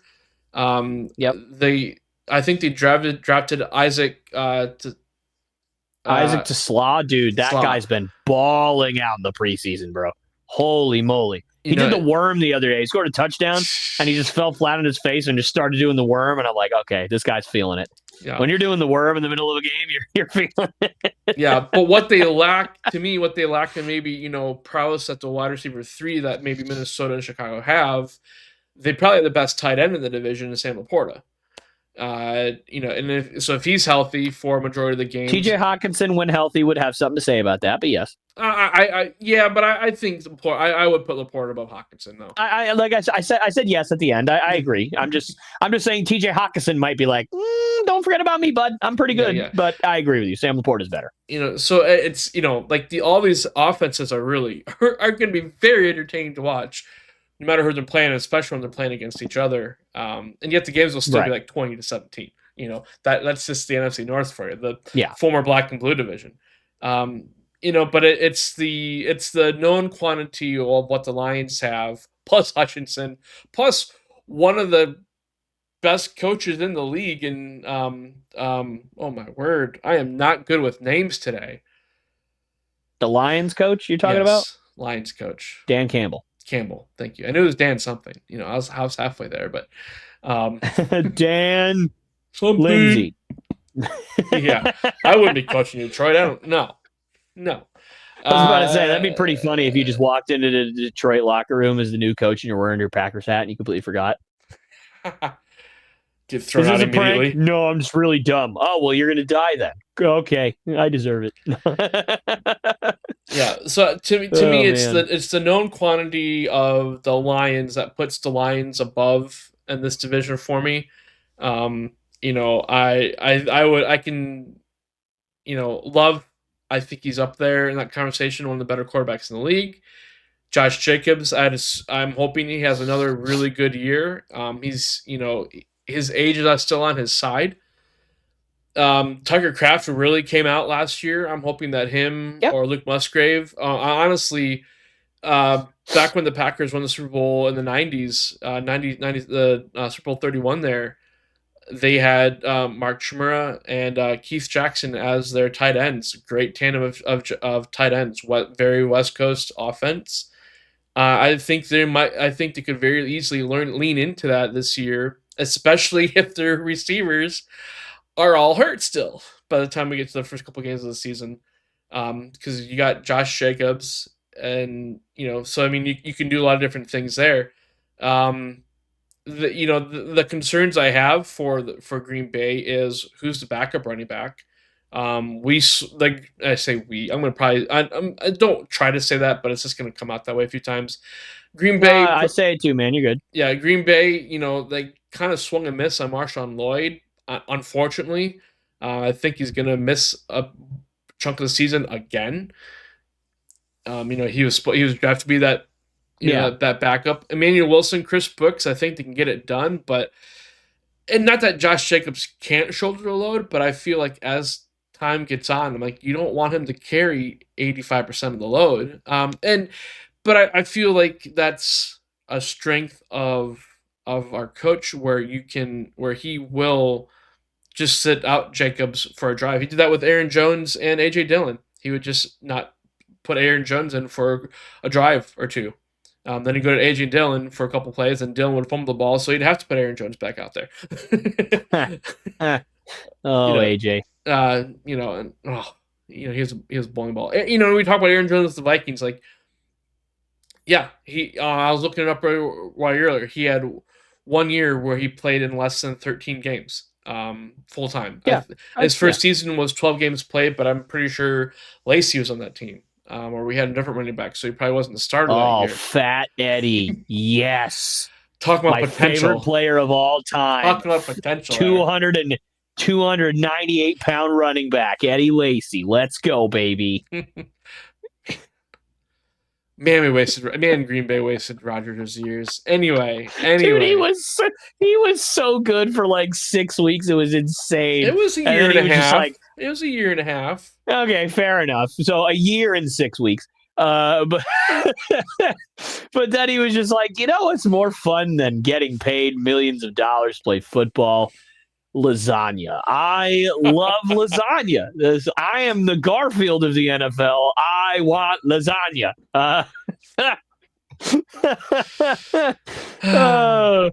Don't worry. Eddie Lacy's going to find this podcast. He's going to put in the comments, he's going to be like, hey, man, I don't even like lasagna, all right? I was much more of a tortellini guy, all right? I never knew whatever it was stuffed with, and sometimes it'd be cheese, and sometimes it'd be chicken, and I just really liked it. I never knew what was in there. It's the Midwest. He liked lasagna. It's Midwest. Okay, well, Midwest isn't always exactly seasoned to have something like tortellini. It's lasagna up there. Okay, well, I said the first other pasta that came to my head. I like bolognese. I don't know. Whatever the heck you like, Eddie. Good for you. Shout out to Eddie Lacy. Way to make me shout out to Eddie Lacy. A lot of things I did not ever want to relive. Sorry about that. No, that's fine. With Green Bay, to me, it's just, I'll use the potential. We brought in McCole Hardman. Our receiver room is very interesting too. We signed like 6 receivers during the preseason because all of our guys got hurt, and then some guys we just didn't want to start or were hurt before preseason. Christian Watson we won't have for a majority of the year. Big reason why we drafted Matthew Golden. Jaden Reed's probably the de facto number 1. Golden, I'm assuming, will be the number 2 to stretch the field. Dobbs will be that possession guy if he's healthy. Dontavian Wicks, he had a lot of people talking about him. Last year, if he keeps on getting hurt, I don't know. Then we had a couple guys kind of show out in the last piece in the game. Will Shepard caught a nice little touchdown. It's him and Malik Heath, that are kind of battling for that last spot, which is, yay, I guess, but because if we don't have Dobbs or Wicks or Reed, I don't really care about our depth because, yeah, we do it by committee, but again, that's why I'm glad we have Tucker Kraft and Luke Musgrave because I feel like we can tend them a lot if we don't always have our receivers. Sure. So I feel like Detroit can do, like Chicago can do, Minnesota can do. We can, all four of these teams can offer a lot of different looks offensively. We brought in Aaron Banks from San Francisco. San Francisco had that big fire sale of selling like everybody that wasn't Christian McCaffrey. That wasn't my favorite contract of the offseason. Let's put it that way. Yeah, but I'm hoping Aaron Banks at least solidifies our offensive line to where we don't have all these guys that can play three positions. I think we finally settled on Zach Tom being a right tackle. Rasheed Walker isn't a household name at left tackle, but that was supposed to be Jordan Morgan when we drafted him last year. Jordan Morgan is still a backup, so that's not great either. So there's question on that offensive line. Elton Jenkins is a center. Didn't always start as a center. There's just questions among this whole offensive line. The defense, again, the potential is there. Kenny Clark's getting a little up there, but Devontae Wyatt is right there as being another solid defensive tackle. I like him. We have that base 4-3 that our new defensive coordinator likes, which he's done well. He's really come in and changed that atmosphere, that defense. But Rashawn Gary and Luke Van Ness, they're listed as defensive ends, but they're stand-up defensive ends. So I mean, it's like we have a weird defense. We have we'll figure out where these players fit in the we'll figure out what the kind of scheme fits these players instead of Devontae Wyatt. Was Devontae Wyatt out of Clemson? Clemson or Georgia? I believe Georgia though. Georgia, that's what it was. Yep. I was sitting here thinking, I'm like, I don't know why I'm thinking he went to Clemson. I feel like I'm wrong. But yeah, no, Georgia. Everybody's from Georgia. All the defensive players ever. I mean, right now it sure seems like it. But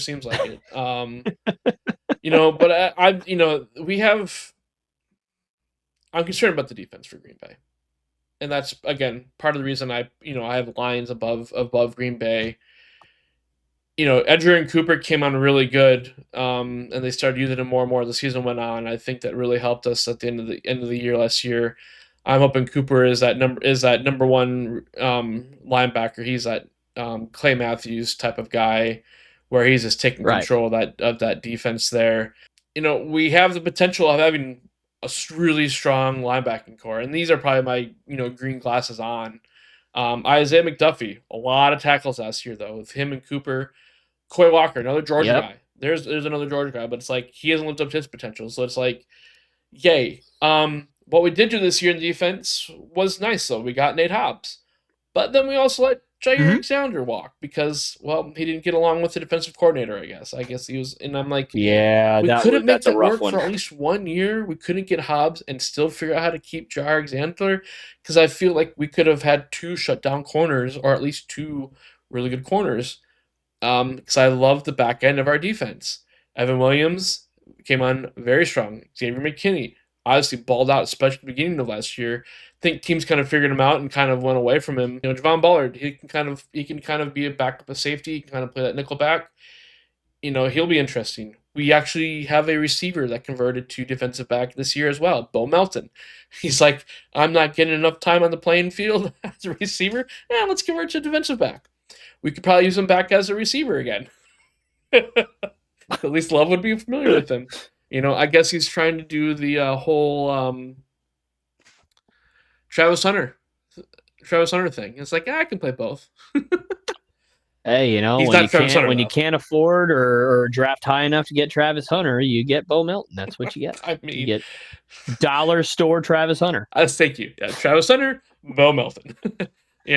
So hopefully he finds the ball because he was a receiver, so it seems like a good. But Evan Williams, Xavier McKinney, I think that'll be one of the better safety tandems in the league. But I mean, Sure. I look at this and I'm excited about our defense, but there's so many question marks. It's like it all revolves around Edgerrin Cooper. I feel like if he's not on, like that defense is going to suffer. But if he's on, guys like Van Ness or Rashawn Gary can do well. Gary and Clark are one of the older guys in that defense. And that's saying something because we're not a very old team as for average age goes. Matthew Golden, is he going to have to be that number one guy because all our other receivers are hurt? Jaden Reed kind of reminds me of oh my word, like I said, I'm horrible on names. Jaden Reed can kind of do everything. Where I'm going with all this, I feel like I'm rambling right now. I'm surprised you haven't told me to move on. But it's your podcast, buddy. I don't have the power to tell you to move on. Plus, you let me rant all the time, dude. So, I love a lot of these names. I see a lot of really good things, but it's like again that we have that known quantity of Detroit. Like Green Bay could easily finish fourth in this division and be the 10th seed and completely miss the playoffs. But I feel like we have the I feel like we have at least the 1B quarterback of the division, if not the best quarterback of the division. I feel we can hodgepodge our offense enough together to still be a threat as young as we are. We don't have the number one receiver, but we did draft Golden. But again, he's an unknown quantity. We can talk about all the day long. But if he doesn't show up on Sundays or other days when we have games, obviously, but if he doesn't show up on Sundays, yay, the offensive line, scary. I think that's our weakness right now. It's like we have all these good defenses in this division. Like the offenses are wonderful in this division. All of them could be top offenses within the league. But if our offensive line can't handle these defenses, and Hutchinson, we just talked about the Bears and how good that Vikings front line is, like we're going to be in trouble. Like Jordan's going to be running around a little too much. But I also know that our coach will, he schemes well. So I mean, he's one of the better schemers in the league. So it's the known quantity of what the Lions have versus that objectively I can't put Green Bay at 2. And I wouldn't be surprised if a lot of prognosticators are putting Green Bay at 3 and putting Minnesota or Chicago over them just because. I get it. And we were third in the division last year, but we still made the playoffs because, well, the NFC wasn't that great as a whole, But yeah, I'll open the floor to you here.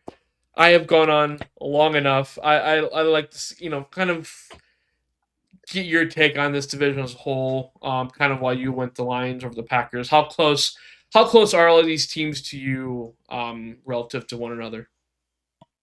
Well, it's like you said at the top, Dan, or at least top of this segment. I think it's a very realistic chance that all 4 of these teams win at least 9 games.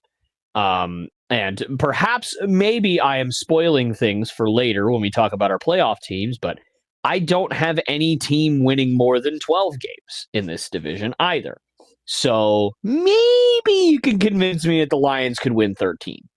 Maybe you can convince me if you really put together a strong enough argument and I actually look over the schedule and, they have an easy schedule outside of their division. Maybe you could convince me 13, but let's just assume 12. So that means the Bears are winning 9 games. Then they're last in my obviously my world. And then the Lions are number 1 and they win 12. Like that's a really small gap between all 4 of these teams here. Like, genuinely, there's a world where it's a ladder division. 9, 10, 11, 12, right? Like, it's just, like, there's a world where that happens. And I think kind of in my mind, that's kind of where I'm at in terms of where I think this division is going to be. My camera's decided to go out of focus. That's exciting. You got to see nice blurs for a second. In case you have astigmatism and you forgot about it. You're welcome. Here's your reminder. Anyway, but I agree with you completely. I think that you're actually, it's interesting. I think you're giving the Packers a little bit less credit than the normal things that I'm hearing out, and with the NFL insiders and on social media and with people that are doing predictions. I actually have heard a lot of people are picking the Packers to win the division because they don't love the Lions this year, which I don't necessarily understand. I think it's just more. It's such a. I can't believe I'm going to say this sentence. I feel like it's just fatigue with how good the Lions have been. Never thought I'd say that sentence. But it's but I genuinely think that may be the case where it's like, oh, the defense was so bad to end the year last year that, they're just going to fall apart. But the Lions died. Like, they didn't just suddenly stink. Their whole team got injured. Their whole defense was pretty much out for the last handful of games. I mean, they were suffering on defense. And it was so non-balanced. Obviously, they lost David Montgomery, to a torn ACL or to a torn Achilles or whatever it was, week 12 or 13 or 14 or whatever. But other than that, their offense was pretty much intact. It was all the injuries were on defense last year, for the most part. Arnold was injured for a lot of the year. Carlton Davis was injured for the last handful of weeks of the year. Brian Branch was injured a bunch. Obviously, Aiden Hutchinson was lost pretty early on. That's pretty much your best four guys last year. You could make an argument for like Jack Campbell or somebody like that, but their linebacker core had a lot of injuries too. So their whole defense was just shot by the end of the year. Yeah. And all those guys are coming back, and I'm pretty sure all of them aren't going to die again. God, I hope not. That would be very sad, but as a Packer fans, yay. But as a, objective sports person, yeah, you want to see the team, and as a Packers fan, I want to beat you at I want to see the Green Bay beat them at their full strength too. I find the comment about division fatigue funny with the Lions because, they beat Green Bay at the end of they beat Green Bay, I think, to get into the playoffs, or at least to keep Green Bay out of the playoffs in 2022. The Vikings won the division that year, and then the Lions have only won the division for the past 2 years in a row after never winning the division since the 60s, maybe the 80s. I don't know. I mean, Green Bay and Minnesota have dominated that division for so long, with a couple random Chicago Bear wins here and there. But it's we're fatigued by the Detroit Lions. Like, again, no, I think it's ridiculous. Yeah. It's like, as a taking the Green Bay Packer glasses off, it's like, I'm happy for Detroit. It's great to see them doing well, especially since the rest of their teams, professional sport teams, aren't that good right now. It's good to see the Lions doing well, making improvements. The Tigers are pretty good. Well, I forgot about the Tigers, but again, kind of to my point, we've kind of forgotten about the Tigers for the last few years. Anyway, the fatigue comment is just funny to me because it's like there's a good chance they win this division for the third year in a row. I honestly, I would love to put Green Bay. I almost put Green Bay there. If we would have recorded this before preseason games, I probably would have put Green Bay there. Right now, I'm just worried about our receiver room. Okay. And that's where I'm kind of going. That's where a lot of this is I'm worried about a receiving room, and I'm just deathly afraid of Aiden Hutchinson because he tears our offensive line apart every time we play them. Yeah, and I know we're going to bring it back to the Patriots here for just a second. I promise that this is the last thing I'll say about them.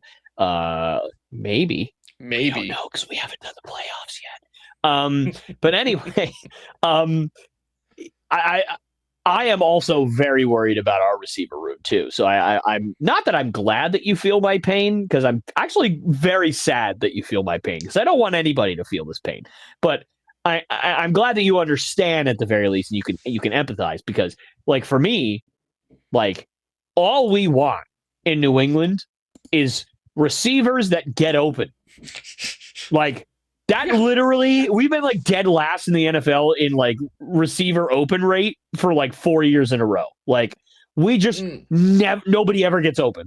Poor Drake May or Jacoby Brissett or Mac Jones or Bailey Zappi or whoever else is stuck back there is just sitting back there. And this is assuming their offensive line does not just go, here, please take my quarterback's life, which happened a lot. But let's just assume that didn't happen. They're just sitting back there going, all my receivers are literally being body slammed and twirled around like this is some kind of Street Fighter game and flung onto the sideline because all my receivers can't get open, right? So that's happened a lot the last 4 years. And what scares me is, yes, obviously Stephon Diggs. Whoopee. Do you know who our other wide receivers are? The same guy that couldn't get open last year, the same guy that couldn't get open last year, and the same guy that couldn't get open last year. Whoopee. Can't freaking wait. You know what I mean? Yes, is on paper, are we really hoping that Kayshon Boutte takes a big step forward and does better like he did last year? He took a step forward last year, but he still couldn't get open very often. Are we hoping that Demario Douglas looks as good in the season as he does in the preseason? Yes. Kayshon Boutte, yes. Kendrick Bourne, yes. Obviously, Matt Collins, we already know that he doesn't get open very often. He's just a big body and sometimes catches balls in the end zone. That's basically where we're at with him. We already know that's fine. But if Stephon Diggs gets hurt again, or he's not performing like what he used to, which he's 31 coming off an ACL tear, it's not guaranteed he's going to be great. We're left with a bunch of guys who has never really gotten open for their whole careers. That's what we're left with. And that scares the bejeebers out of me, because if that's my fate again, and I have to watch another year of Drake May on a rookie contract, just sit back there and go, boy, my offensive line's improved, my running game's improved, my defense is really good.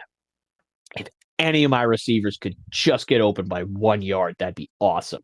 And he's just standing there looking around the whole time until he gets mauled by a 300-pound lineman and gets another concussion. If I have to watch that again, I'm going to lose my mind. So I understand. I empathize. But again, I actually think the Packers are a little bit better than you're giving them credit for. I think that they have a lot of pieces on defense that are really, really good. Yes, some of them are getting a little bit up there in age. Your Kenny Clarks of the world, obviously, being coming to mind. And yes, it's not ideal that you got rid of Jair Alexander. And he certainly will not be replaced by Nate Hobbs. I'm not a hater of Nate Hobbs by any stretch, but Nate Hobbs ain't Jair Alexander. Let me put it that way. He's fine, and he'll be decent, but he is not, I repeat, not Jair Alexander.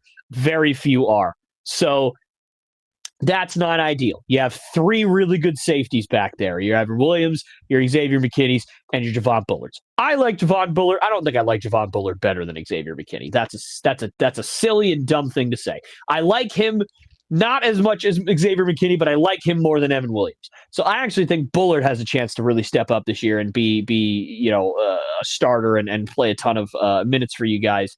I don't know if he's going to play in the slot or if he's going to we used him last year. I don't know what your guys' scheme is, but we used him last year more in the slot role, extra cornerback or extra. He was that extra defensive back when we. So he didn't play in the box. Honestly, I don't know if I have an answer to that. I don't think so. I think he was used more in pass defense, but honestly, he could have been used in the box, and I just don't have that in front of me, or have a good way to say yes or no on that one. Sure. But I think he was used in multiple ways. I think he's more versatile, to whereas Evan Williams was more of a safety with McKinney. They were more of those safety roles, but Bullard was more. And I mean, Evan was hurt for a little bit, so Bullard kind of took over his role, and Bullard was hurt for a little bit, so it's if those two guys can stay healthy like Xavier, I think there's a lot of different things. Again, I'm horrible on the name train, but our defensive coordinator, he seems to be a heavy schemer. We're listed as a base 4-3, but we are not a 4-3 defense in a traditional sense. But we're not really a 3-4 either. It's a weird. Yeah, you have the personnel of a 3-4, but if you play a 4-3, then that means you have Clark, Wyatt. It's listed on. Who else is on your line? Gary, right? Is Gary on the line? Yeah. Gary's on the line, obviously. Yeah, Gary's listed as an end, but I think he fits that edge prototype a little bit more, and that's where it's going to be interesting. Lucas Van Ness. Who's the other guy on the line for you guys? Lucas Van Ness is listed as our other defensive end, but he's another edge. Yeah, he's another edge player, and he's more of a pass rusher. And he's definitely more of a pass rusher. We're built a little bit more for a 3-4, but we're listed as a base 4-3, which, Yeah, it's. But again, I think the scheme. I think that the 4-3 look, I think, allows us to do a lot of different things. We can put out 2 linemen and sure. 5 linebackers, 2 linemen, 2 linebackers, and a bunch of defensive backs. It's Fair enough. and to me, it's like I compare defensive schemes these days to positionless basketball. Honestly, the traditional basketball positions as we used to know it kind of went away with the Phoenix Suns and then especially with the Golden State Warriors.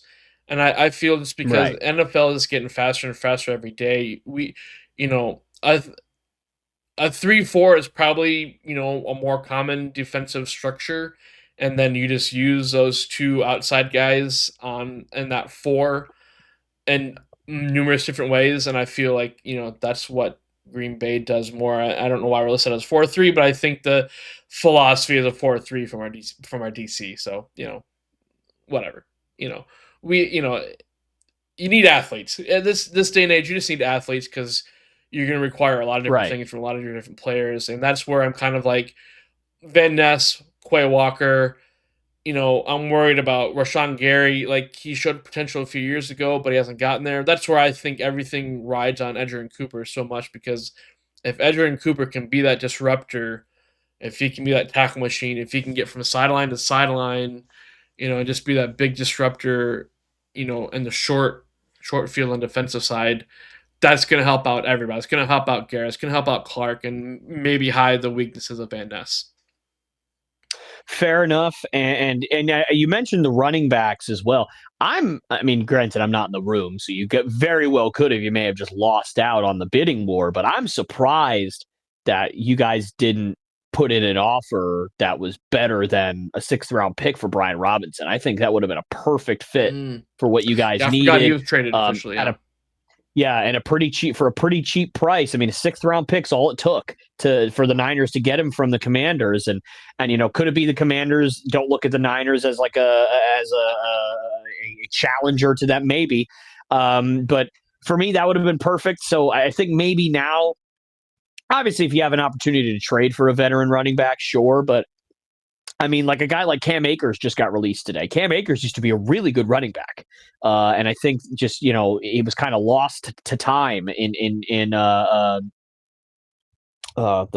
LA for the Rams, because obviously now they have Kyron Williams, and Cam Akers is not as good as Kyron Williams. And when you're a running back and somebody comes along better, we'll be seeing you, bud. You're no longer needed. And he had some actual pretty decent games even with Houston last year and very limited playing time. And so could he be a guy that maybe you guys bring in? Could you bring in a vet like Amir Abdullah, that also just got released a couple of days ago? And with the 53-man rosters being finalized tomorrow, at the time of this recording, obviously, I don't know when this is going to come out specifically. So by the time it comes out, we'll have answers to some of these. Maybe you guys will trade for Antonio Gibson from the Patriots. Maybe you can have him. I don't know. But point is, maybe you're looking, for these releases. You never know who's going to come available. And running back is a position that just churns and churns and churns.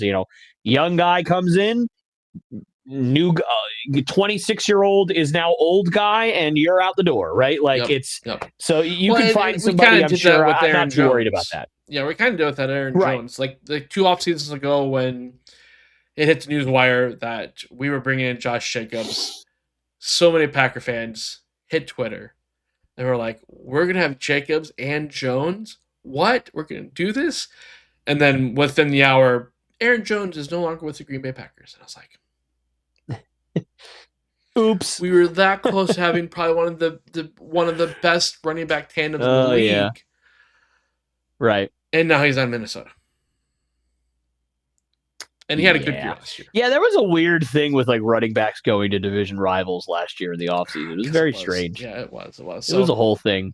And maybe, while I'm have the green colored glasses on too, maybe I'm just a little bit harder on our team too. I wonder too, like if we wouldn't have lost Christian Watson in last year's playoffs to injury again, would we have drafted Matthew Golden? Would we have drafted a receiver to someone else? I don't know. I mean, Golden, I don't know. Has potential to be golden, for lack of a better term, and to get the pun in there for us for Oh. the green and gold. Oh. You're welcome. But Awful. I kind of wonder, like, would we have gone that route if we didn't? Is that have what the divisional G on the helmet stands for? Golden? Yes. Green and gold. I'll throw up all over the screen. I don't know, but it makes me wonder. So does everyone else watching, Dan. Congratulations. We're all throwing up. Yes. I got somewhere. I got a reaction. So I got a reaction now. So that's what counts, right? Good grief. Yeah, I don't know. To me, there's a lot more question marks than maybe other people are, and maybe I'm just being too pessimistic about the team. But I still think it's enough to still be above the Bears and Vikings. So, we're pretty much locked in step on our division here, outside of the 3 and 4, but we're just flip-flopped our teams. Yeah. So I think it's time to get to our playoff picks. We've been talking about our divisions. I agree. I'm ready to roll. I'm excited to see where we go with this. Obviously, we all have heard which teams were 70%, 50-50, and the less than 30. So we know which teams are locked. Yep. And we know which teams are not. Yep. And then there's that clump in the middle that we got to sort through. I'm excited. Yep. So how did you sort through the? Let's shift back to AFC. How did you sort through your AFC division? If you want to just list them off 1 through 7, I'll put them up on the screen after you list all 1 through 7. Okay, so 1 through 7, I have the number 1 seed in the AFC, the Baltimore Ravens. Baltimore Ravens at number 1. Number 2, I think this is going to surprise some people, Dan, but I think it's possible given their weak schedule and their weak division. The Houston Texans at number 2 in the AFC. At number 3, the Buffalo Bills. Buffalo Bills at number 3. And yes, that does mean that our Kermit the Frog sounding hero, Patrick Mahomes, and the Kansas City Chiefs are indeed the number 4 seed. And I don't think that's super controversial given how good that division is and how tough their schedule is going to be this year. Travis Kelce's another year older. He already had a really down year last year. The Chiefs haven't done a whole lot to improve their weaponry for Patrick Mahomes. So for me, I don't think it's super controversial to have them at number 4. Number 5, just barely losing the division to those Chiefs. I have the Denver Broncos at number 5. At number 6, I have the LA Chargers getting in there at number 6. And now we have, which is the scenario that I came up with here. The scenario that I came up with, which was there is 3 50-50 teams for 1 spot, which is what I said at the top. I couldn't remember exactly how it went, but that's what I thought it was. 3 teams for 1 spot. And if you think I'm betting against the dudes on my shirt, you're wrong. The New England Patriots sneak into the playoffs at a nice, delicious 9-8. Or 10-7 if we really probably is going to be more. It's probably going to have to be 10-7 if they're going to sneak in. But regardless, they're sneaking in at number 7, the New England Patriots. I like your order there, and I'll put mine up here in a second, and we'll kind of discuss this a little more. I think you hit the nail right on the head though. There's I put it at 4 teams. But yeah, 3 to 4 teams are going to be battling for that final spot in the playoffs. To me, there's a little more of a division of the cream of the crop, the middle teams, and the absolute bottom teams in AFC, whereas the NFC is a lot more big middling picture, couple bottom, a couple top. So I don't blame you for going that direction at all. We talked about the AFC West, how strong that was going to be. You definitely showed that off here. Mine's a lot of similar teams, but a very completely different order. I'm going to read them off, and then I'll put them up on the screen here. All right. At number 1, I went with the Bills. At number 2, fair enough, I went with the Ravens. I'm not as high in the seeding for the Chiefs as you were, but I put the Chiefs at number 3, and I have the Texans at number 4. So we have all the same division winners as people have known, just kind of following all the same different winners. We just went in a little bit different order for our top 4 seeds there. The only team that we agree on for seeding is the Denver Broncos, number 5. I, instead of the Patriots, sneak in the Cincinnati Bengals here for a division, for a wild card team. That's totally fair. And my final team is also a team that you have, the LA Chargers. So we are very similar to a lot of our teams. The only team we have different series, Bengals and Patriots. And for me, it came down to, kind of almost, I guess, 5 teams for 2 spots. I looked at it as, when you get Cincy, Pittsburgh, I kind of throw Jacksonville in there. Chargers, Patriots, I didn't really see anybody else that could really, really sneak in, really be a contender, for those. Steelers? Did I not mention them? Bengals, Steelers. You might have. I didn't hear you. No, I'm not sure if you said the Steelers. You may have, to be fair. I just didn't hear it. So we know. I think we talked about this in our first episode. AFC North, AFC West, very strong. We both definitely believe in the AFC West kind of showing their prowess this year. But yeah, I mean, for me, I looked at it as 2 spots, and the teams being the Bengals, Steelers, Jags, Chargers, and Patriots. I look at the Patriots as that 7 to 9 wins for me, and that 9 wins could get them in the playoffs. Tiebreaker, you beat the right teams, the right tiebreaker. Is what we can make all the difference. We were talking about who teams are playing this year. The NFC North, part of the reason I think we both are down on the win total, but a close win total. NFC North gets AFC North, so both those teams are going to have a tough intra-conference schedule there. NFC North plays the NFC East, so again, tough on both sides there. Right. And whereas AFC East, they have to play intra AFC North, but then they get the NFC South. So I think, if the Patriots can win win the games they are supposed to against the AFC South, they can beat up on the Browns. I think they are a playoff contender. Ultimately, to me, I look at the Patriots as a team that did not belong in that bottom of the barrel teams as the rest of the AFC did. I couldn't lump them with the Dolphins, the Jets, not the Jaguars, the Titans, the Raiders, and the Colts. I couldn't lump them in with that category. So it's like, but again, you win the right games, right time, you get a couple other games, matchups to fall your way to help. And I wouldn't be shocked to see them get the playoffs, because every year we always have one, if not both conferences, always get that team that's like, where'd they come from? And it's like, again, a lot of things that to line up, but I mean, that's a good defense. Vrabel's going to mold that team, like you said, I feel. So, I mean, I wouldn't be shocked, but I couldn't personally count out Cincy there.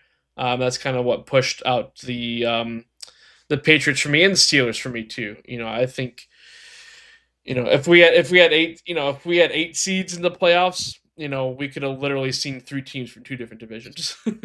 But we only have 7, so tough choices there. But that's where I lie. Sure. I don't know if you want to shed any more light on your seven teams there. Yeah, I mean, obviously, I know I joked. I said, if you think I'm betting against the Patriots, so here is my problem. So for what you said, I'm completely with you. I think the Bengals makes a ton of sense.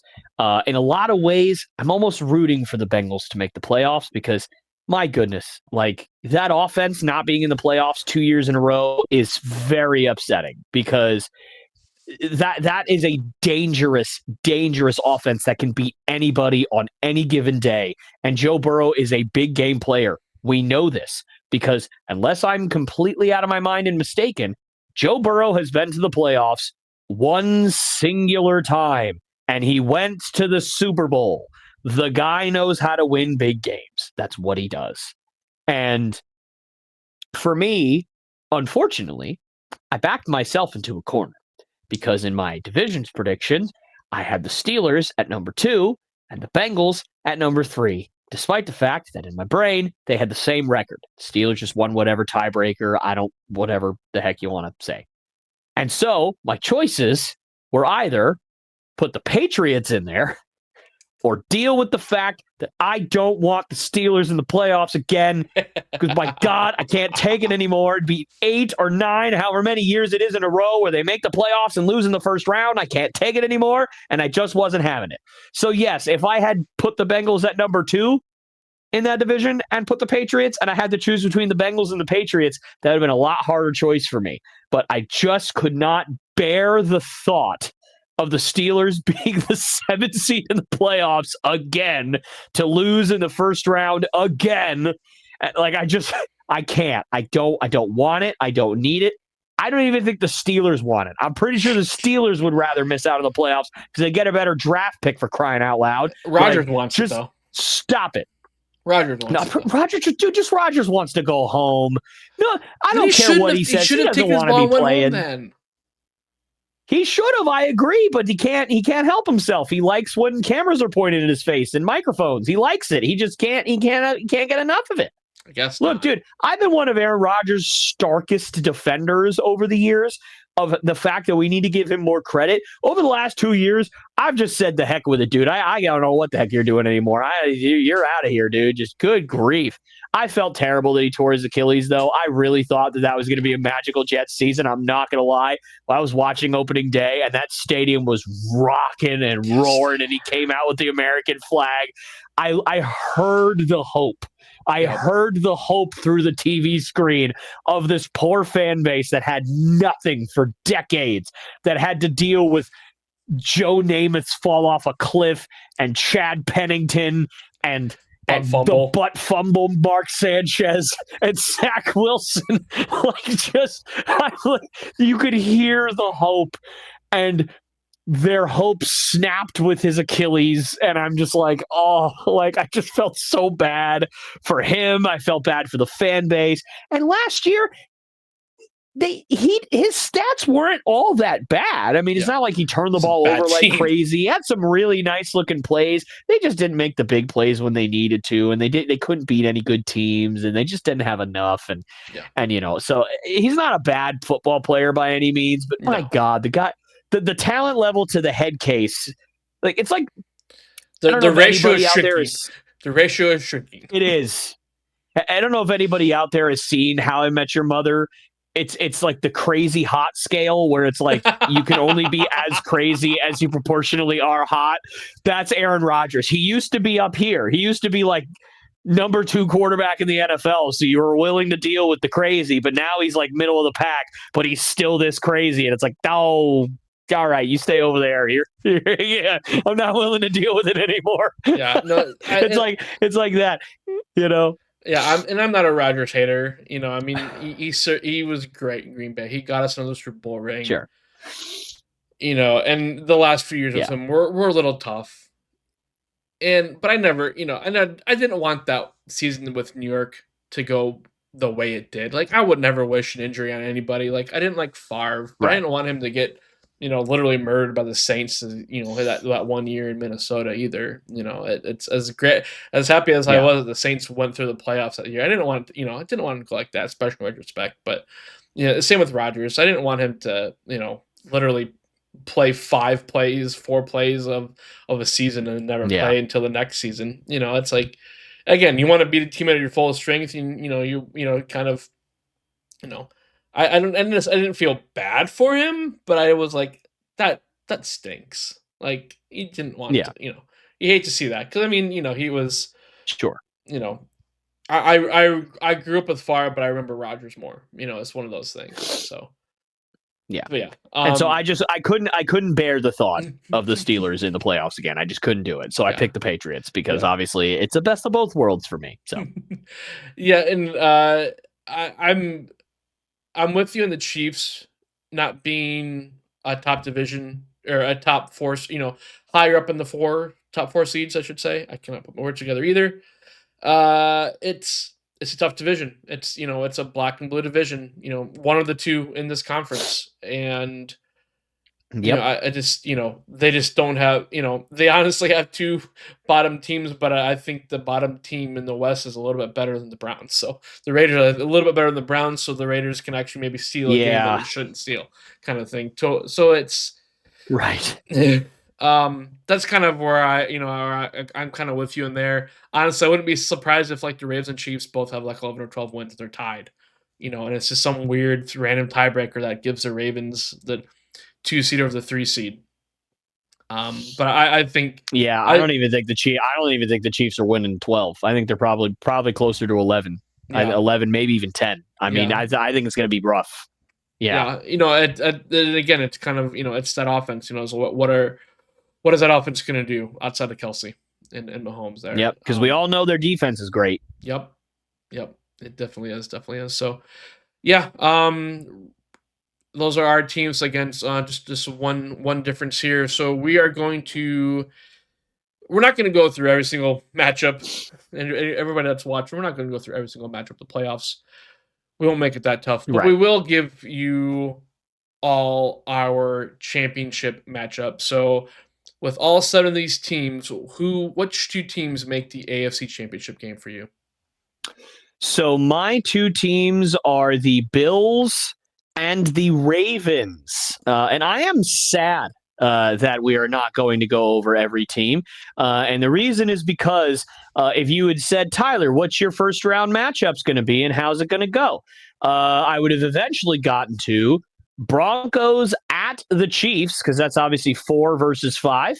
And ding dong, the witch is dead. The Kansas City Chiefs get eliminated in the first round of the playoffs by their division rival Denver Broncos. Bo Nix bounces Pat Mahomes out in the first round, and all the Swifties go home and cry into their milk bottles. And so for me, that's really, I just wanted to hammer that home. That's my big prediction for the AFC is the Chiefs take a big step back this year. They only win probably 10 games. I would give them 10 games. And maybe 11. No, I'll give them 11. I'll be nice. I'll give them 11 because it's going to be hard to win that division with only 10 wins. So we'll give them 11, and they get eliminated in the first round of the playoffs. And that, my friend, is what allows Lamar Jackson and Josh Allen to get to the AFC Championship game. I will not say who wins that game yet because you have not prompted me to answer that question yet. But those are my 2. Bills, and I believe it'd be Bills at Ravens in my universe. I believe the Ravens are the 1 seed. Yes, Ravens are the 1 seed, so it would be Bills at Ravens in Baltimore. Yes. Well, strangely enough, I have the same team in the championship game as you do. So as soon as you said that, I put my graphic on. Mine's just different because I put Bills at, mine's going to be at Buffalo because you got your Bills are the 1 seed for you. Yeah, that makes sense. But I will mention my way of making this possible was the Ravens finally showing up against the Chiefs, because that's where the matchups would kind of go to, where I was kind of looking through things where Ravens and Chiefs would play each other, and the Ravens would finally get over that hump. So that's why we would get the Bills and Ravens in the AFC Championship game. I will ask you, though, who do you have winning the AFC Championship game? Who's going to the Super Bowl from the AFC? If there's 2 things I know about football, Dan, it's this. Running backs are undervalued, underpaid, and are significantly more important in the NFL than what fans give them credit for. That's number 1. And number 2, Lamar Jackson does not show up in big games. I have the Buffalo Bills because the only reason that Josh Allen has not made it to the Super Bowl is because he's had to play those gosh darn freaking Kansas City Chiefs in the playoffs every single year, and he's come up just short every single year. 1 possession, 1 play, 1 mistake, whatever it is, has always been something. But now that that witch is dead, Kansas City's gone. The Broncos took care of him. Nothing's going to stand in that man's way. Bills go to the Super Bowl. And, of course, Lamar Jackson throws probably, 3 picks, 2 fumbles, and a broken leg, and then something like that. It's probably the equivalent. No, not quite that bad. He didn't play that bad in the playoffs last year. He just made one too many mistakes, basically. Like, they could afford 3, and he made 4, basically, is what it kind of... it may not have been those exact numbers, but it was something like that. I think he threw 2 picks or 3 picks or 2 picks and a fumble or something like that. Regardless, it was one too many mistakes for Lamar, and that just always seems to be the story. Yeah, I'm with you. It's and we did not talk about any of these playoff picks before this podcast. Anybody else listening, watching here, we did not talk about any of these. I'm the same way though. It's like, to me, it's just the Chiefs are gonna be battered, bruised, Super Bowl hangover. They didn't win it last year, so that's gonna make the hangover worse. And it's just not gonna be great for them this year. And to me, I'm the same way. With the Chiefs out of the way, the Bills finally have it paved. Now, personally, that's why Bills getting home field is key for me here. I think if this is in Baltimore, I would take I'd take the home team. If this is the 2 teams, I'm taking whoever's the home team here. Buffalo has a distinct advantage. I think Baltimore, home field means a lot here. That's why. And that's why I go with the Bills. So we are both taking the same AFC Championship representative for the Super Bowl, the Buffalo Bills. So let's take the time now to flip back to the NFC and go through our playoff teams over there. If you're ready for those playoff teams, I'll kick it off first.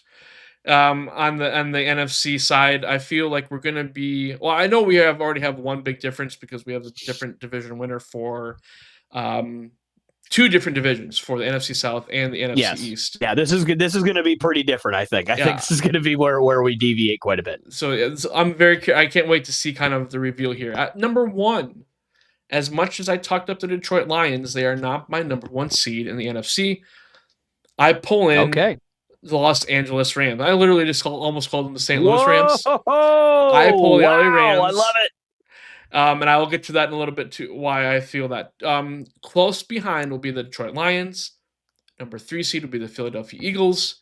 And my surprise NFC South winner will be the Atlanta Falcons. That's the number 4 seed. Bringing up the wild card portion, I'm going with the Packers at 5, the Commanders at 6, the Buccaneers at 7.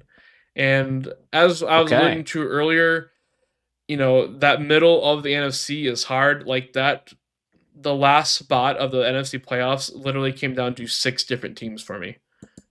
So Rams, Lions, Eagles, Falcons, Packers, Commanders, Buccaneers, Commanders, Buccaneers. But yeah, I literally had 6 different teams I was looking at for that final spot for the NFC. So hit me with your NFC. Right. What you got? How different are we here? All right, brother. So, the number 1 seed in the NFC and the number 1 seed in the NFL goes to the Washington Commanders. Ooh, when you said you were buying in on them this year after making that mistake, wins, my guy. I am all in. 15? I am all in on the Washington Commanders, my friend, especially now that I know Terry McLaurin is going to be there to stay. He got his money. He got his bag. They are rip-roaring and ready to go. I am buying in to the Washington Commanders hype, and I am happy to be wrong, my friend. I don't even care. I have to say, I will stop you. I did not want to stop you, but I'm going to stop you here. You said how many wins again for the Commanders? 15-2. You have them winning. You have them winning the majority of their games over the NFC North and AFC West. Yep. Okay. I think that they lose to the Eagles once. I think they lose to the Eagles, probably in Philly. And I think they lose 1 game to either the Packers or the Lions. And that's it. Wow. That's their whole. That's they it. Sweep through the AFC they beat West. Everyone else. That's how much I believe in the Commanders. I'm telling you, man, you got to think about it. They struggled to open the season last year, and then they just went on a tear. I think the only time they lost from like week 8 till the end of the season was like they lost randomly to the Steelers And the Steelers somehow, with Russell Wilson at quarterback, put up like 48 points. It made no sense. The Steelers were winning every game like 15-12. And then we're like, oh, well, the Commanders are going to score 50 on them. Not quite. They're going to score 42, but we're going to score 45. And it's just like, what the ball? Why? Like, why can you not let anybody have any fun?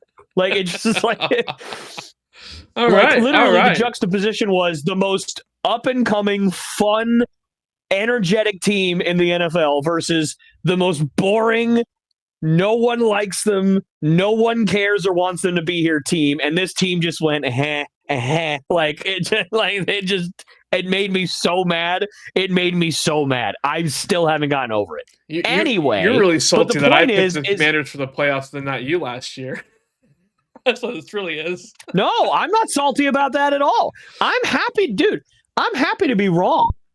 I pick these things. I'm going to probably be wrong. My guess is you're probably going to be right. The Bengals are probably going to make the playoffs this year, even without literally anybody of any good outside of Trey Hendrickson on defense. Somehow they'll figure out a way.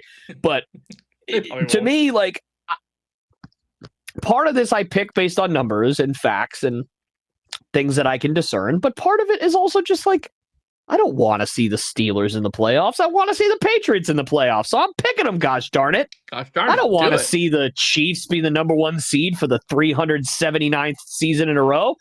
I want to see the freaking Ravens or the Bills or whoever, right? Like, Actually, a quick aside. I meant to actually mention this now that you say that.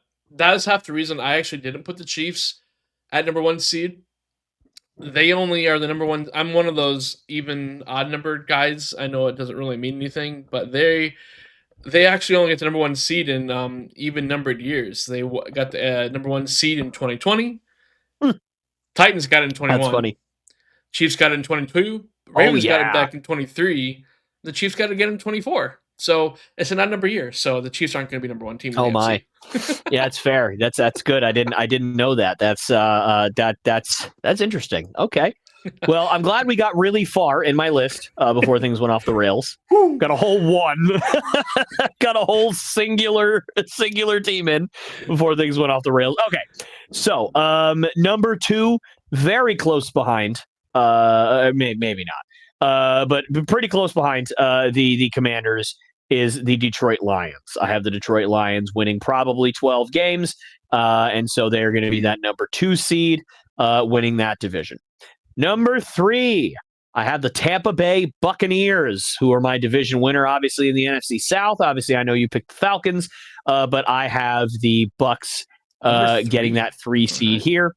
And then the number 4 seed is the Los Angeles Rams. I know you picked them at number 1, so you are high on the Rams. I'd obviously, I love that. I said I love it. I do love it. And part of me, so obviously as a guy who like loves Tom Brady as a Patriots fan, like I freaking love Matthew Stafford. And it made me warm and fuzzy inside to watch him win a Super Bowl and, just to completely like just stamp his Hall of Fame, his Hall of Fame career, because out of all of the guys that reminded me of Tom Brady over the years, it was Matthew Stafford. And it wasn't necessarily because of like his mental, like, what he does at the line. And it was the intensity and it was the grit and the fire that he played with. I never heard a bad word about, sorry, my headphones died, folks that are going to see this in the edit. I never heard a bad word from a teammate about Matthew Stafford about anything. And so I love Matthew Stafford. And I really do hope that the Rams have a very successful season. They've got a really great defense. They obviously got Devontae Adams in free agency or traded for him or whatever the heck it was. You got a good offensive line. You got a great running back. Arguably top 5, like bottom of top 5, definitely top 10 running back in the NFL, if not top 5. Certainly an argument kind of, either way there. I love the Rams. I love their team. Just for me, I think that their floor is really high, but their ceiling isn't all that high. I know that they're in a reasonably weak division. But I just don't think they're better than a lot of the top teams that they would match up against. in terms of talent. So like if they face the Lions, they're going to lose to the Lions. If they face the Bucks, they're probably going to lose to the Bucks. If they face the Commanders, they're losing to the Commanders. If they face the Eagles, if they face the Bills, if they face the, so like you can just grow through the Rolodex. I just don't think they're better than really any of those teams, even with improvements from some of the younger guys. So that's kind of my reasoning for that. Number 5, I believe we had the same team. I believe you also said the Green Bay Packers would be number 5. And so that is my number 5 as well. Number 6, a little bit of a fall off from their Super Bowl run, but it is very historically realistic for this to happen to teams that just won the Super Bowl. It is the Philadelphia Eagles. They do get into the playoffs, and they are still a really good team this year, but obviously not as good as the 15-win Washington Commanders. So Eagles at number 6. And sneaking into the playoffs at number 7, much to my friend Dan Lindsay's chagrin, the Minnesota Vikings. J.J. McCarthy leads this team to 10 wins. And here's my reasoning. I think that even if J.J. McCarthy is average, painfully, horrifyingly average at being a quarterback, this roster is so darn good, like I said earlier, I think it leads into 10 wins, right? So let's just say that they sneak them into 10 wins. If you look at the rest of the NFC for me, right, I can't speak for you, but for me, here are the rest of the teams that I had a 50-50 shot of making the playoffs. The Cardinals, the Falcons, the Vikings, obviously, like I said, and the Bears. Can't be the Bears because they were last. So if it's the Bears, then if it's one of those two, then it's going to have to be the Vikings. So the Bears are out automatically. Do I think the Cardinals or the Falcons have a better chance of winning 10 games than the Minnesota Vikings this year? The answer to me is no. I think both those teams win 9 games. 9 and 8 both ways. So I think that out of the 3 teams, if you win 10 games, you're in. And to me, out of the 3 teams, the best chance of winning 10 games is the Minnesota Vikings. Fair enough. No, I like it. I kind of went wild on going with 2 different teams from NFC South. I think if I wouldn't have put the Buccaneers in, or if I wouldn't have put the Falcons winning that division, I would have probably landed on someone like the Minnesota or Chicago probably getting that final playoff spot as well. Mm-hmm. Looking through our stuff, we both had Lions at 2, Packers at 5. But yeah, everything else is different. I look at the Rams kind of being more of an attrition of the Lions and the Eagles just having a tough time winning their divisions and only getting that 11 or 12 win mark, towards I think the Rams might get 13 wins. I think I mentioned this in our last episode. Or even 12. But I look at just they get to play the NFC South, so, and that's enough to get the number 1 seed in the NFC. 12 wins. I'm going to say 13 for the Rams, but 13 I think is enough to get the number 1 seed. Barely. I think it's going to be It's going to be more they get it because the Lions and Eagles just have a tough time in their divisions, and the NFC West gets to play the entirety of the NFC South and the entirety of the AFC South. So I think there's just a lot of easier wins for that team. It's a pretty bad schedule. So I think that's and considering their own division. So if they get 4 wins from their own division, let's 4 to 5 wins from their own division, playing the NFC South, AFC South. They get 4 to 5 wins there. I think they're up to 10 pretty doggone quick, and I don't see. I think that, again, more of the attrition of the Lions and Eagles just have a tough time in their division. So the Rams just kind of de facto get that number one seed. So yeah, that's mine. But I think, to me, the NFC is so much more wide open. I looked at as, I mentioned 6 different teams for that final spot. I was looking at the Buccaneers, Chicago, Dallas, the Cardinals, Seahawks, and Minnesota. I was looking at all those teams kind of in that, as I think throughout the year, those will be kind of those teams battling for that final playoff spot. When it gets down to the end, it's probably really only going to be the Buccaneers, Chicago, and Vikings. Really, maybe Dallas. Kind of really battling for that. But I kind of going kind of off what we said for our 50-50 teams. I think I put a lot more at 50-50 than I probably should have. But kind of just going off of that, I think there's going to be a lot of contenders for that final seed. I mean, yeah, that definitely makes sense to me. 13 wins, yeah, that to me sounds more realistic because the NFC is just so stacked. I think, especially at the top, like if you're winning 11 or 12 games, like, and the Eagles don't have a Super Bowl hangover, like they're gonna race past you. To me, obviously, the Commanders are gonna race right past you. I think even the Bucks might be able to race right past you, depending on how. I mean, if their defense holds up and they stay reasonably healthy, that offense is lethal with all those good running backs. Baker Mayfield with every single good wide receiver in the history of Earth. Like it's something that, like, I think that the Bucks have not that they have a better chance of winning 13 games than the Rams. That's a silly thing. I think they have just as good of a chance to win 13 games with that logic than as the Rams do, because the Bucks are, I think, way better this year than they have been in years past. And last year they were really, really good. I mean, think about, like, what did the Lions lose last year? What did they go 15-2? Yeah, went 15-2, right? Yeah. You want to know which team beat the Lions? The Bucks by like 30.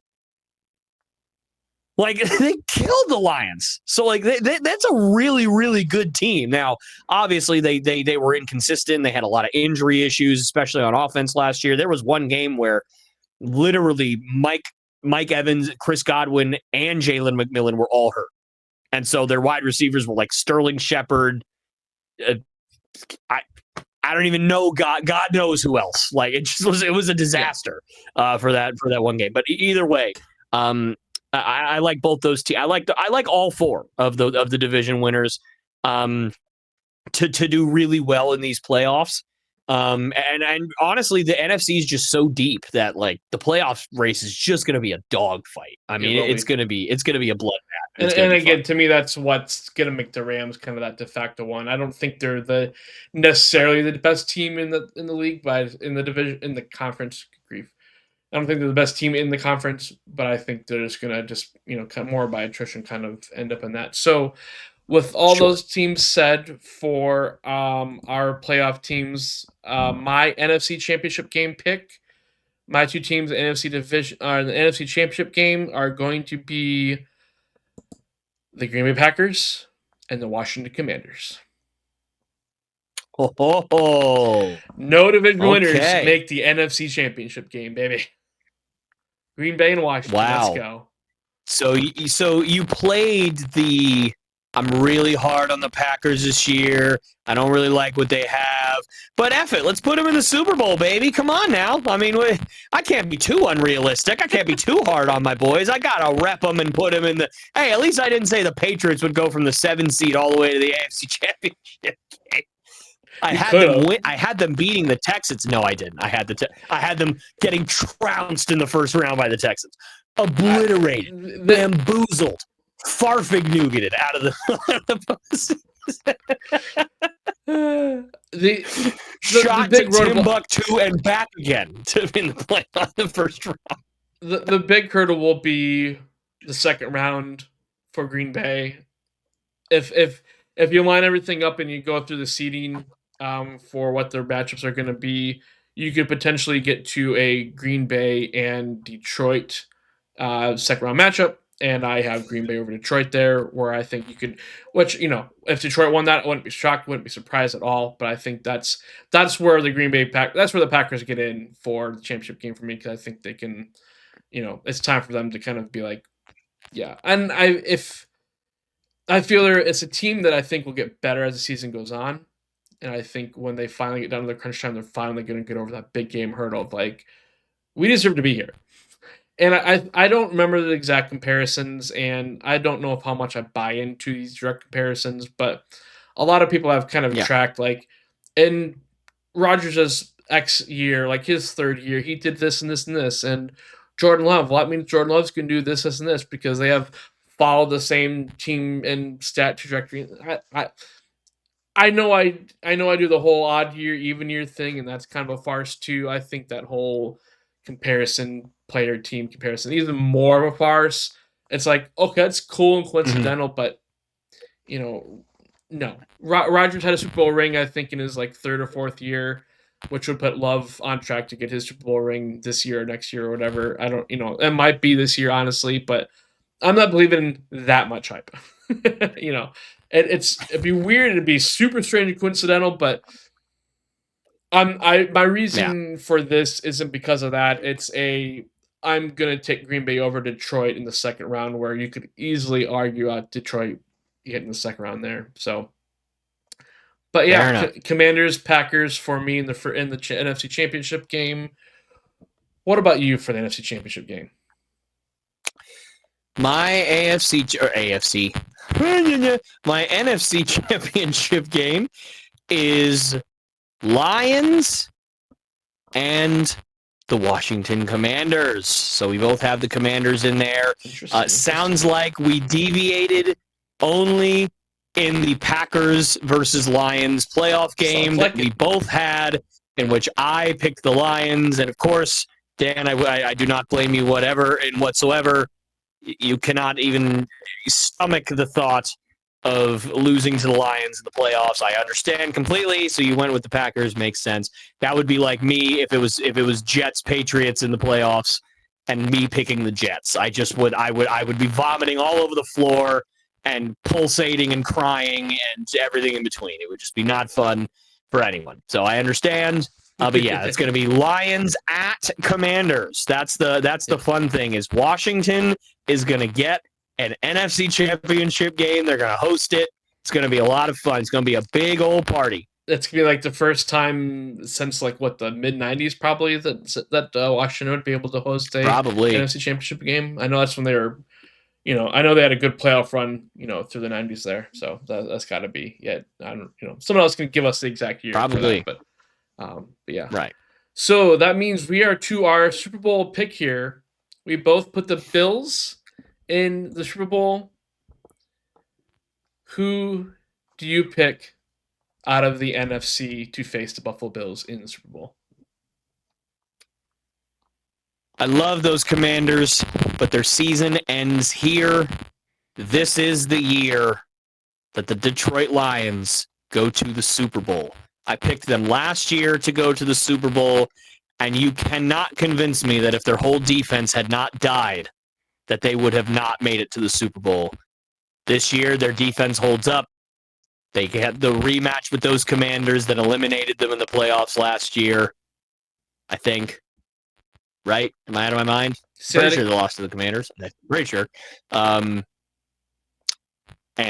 they get their revenge.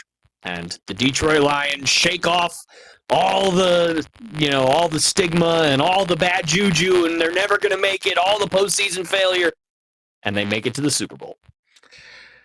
Well, I'm picking a team for some of the same reason, or for a similar reason that you picked the Detroit Lions. The whole offense died for Green Bay. They will not die in this year's playoffs. Thank you, Matthew Golden. Thank you for an offensive line that actually stays together the whole season.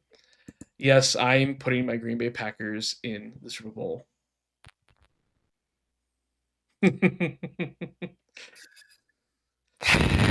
Dan, if I had known this was going to be a farce, I wouldn't have agreed to sign on to this podcast. I would have just picked the Patriots. It would have been Packers-Patriots in the Super Bowl. No Brett Favre or Tom Brady. It would have just been miserable for everybody. Oh, man, we were so close to that in 2007, weren't we? Stupid Giants. Yep. Yeah, I agree. Screw the Giants. Because you know what would have happened if the Packers had faced the Patriots in 2007 go 19-0? You would have lost 48-6, bro. Okay. We would have not let 48 points go on the board that year with That's the Green Bay Packers. No, we would have scored way more than 6 6 points against that Patriots team. Yeah, it would have probably been a shootout. It would have probably been like 34-27 or something. It would have been fun. But we still would have won. You guys would have finally gotten your revenge so for much Super Bowl better. 31. You would have finally gotten your revenge for Super Bowl 31. Yeah, or we literally lost the entire game to a kick returner. Basically, I'm pretty sure he scored more points than the Patriots did. It was the whole time. Or a punt returner, whoever it was. Desmond Howard, Andre Rison. Yeah, we did. It was more than just Desmond Howard. Yeah, Desmond Howard. Yeah, didn't he win the only time a returner won Super Bowl MVP? I'm pretty sure. Yep. Yeah. We lost to a returner, Dan. We had no chance. We might as well not even showed up. We lost to a boy who all he does Reggie is catch a ball in the air and run straight. You lost to the great Reggie White. Thank you very much.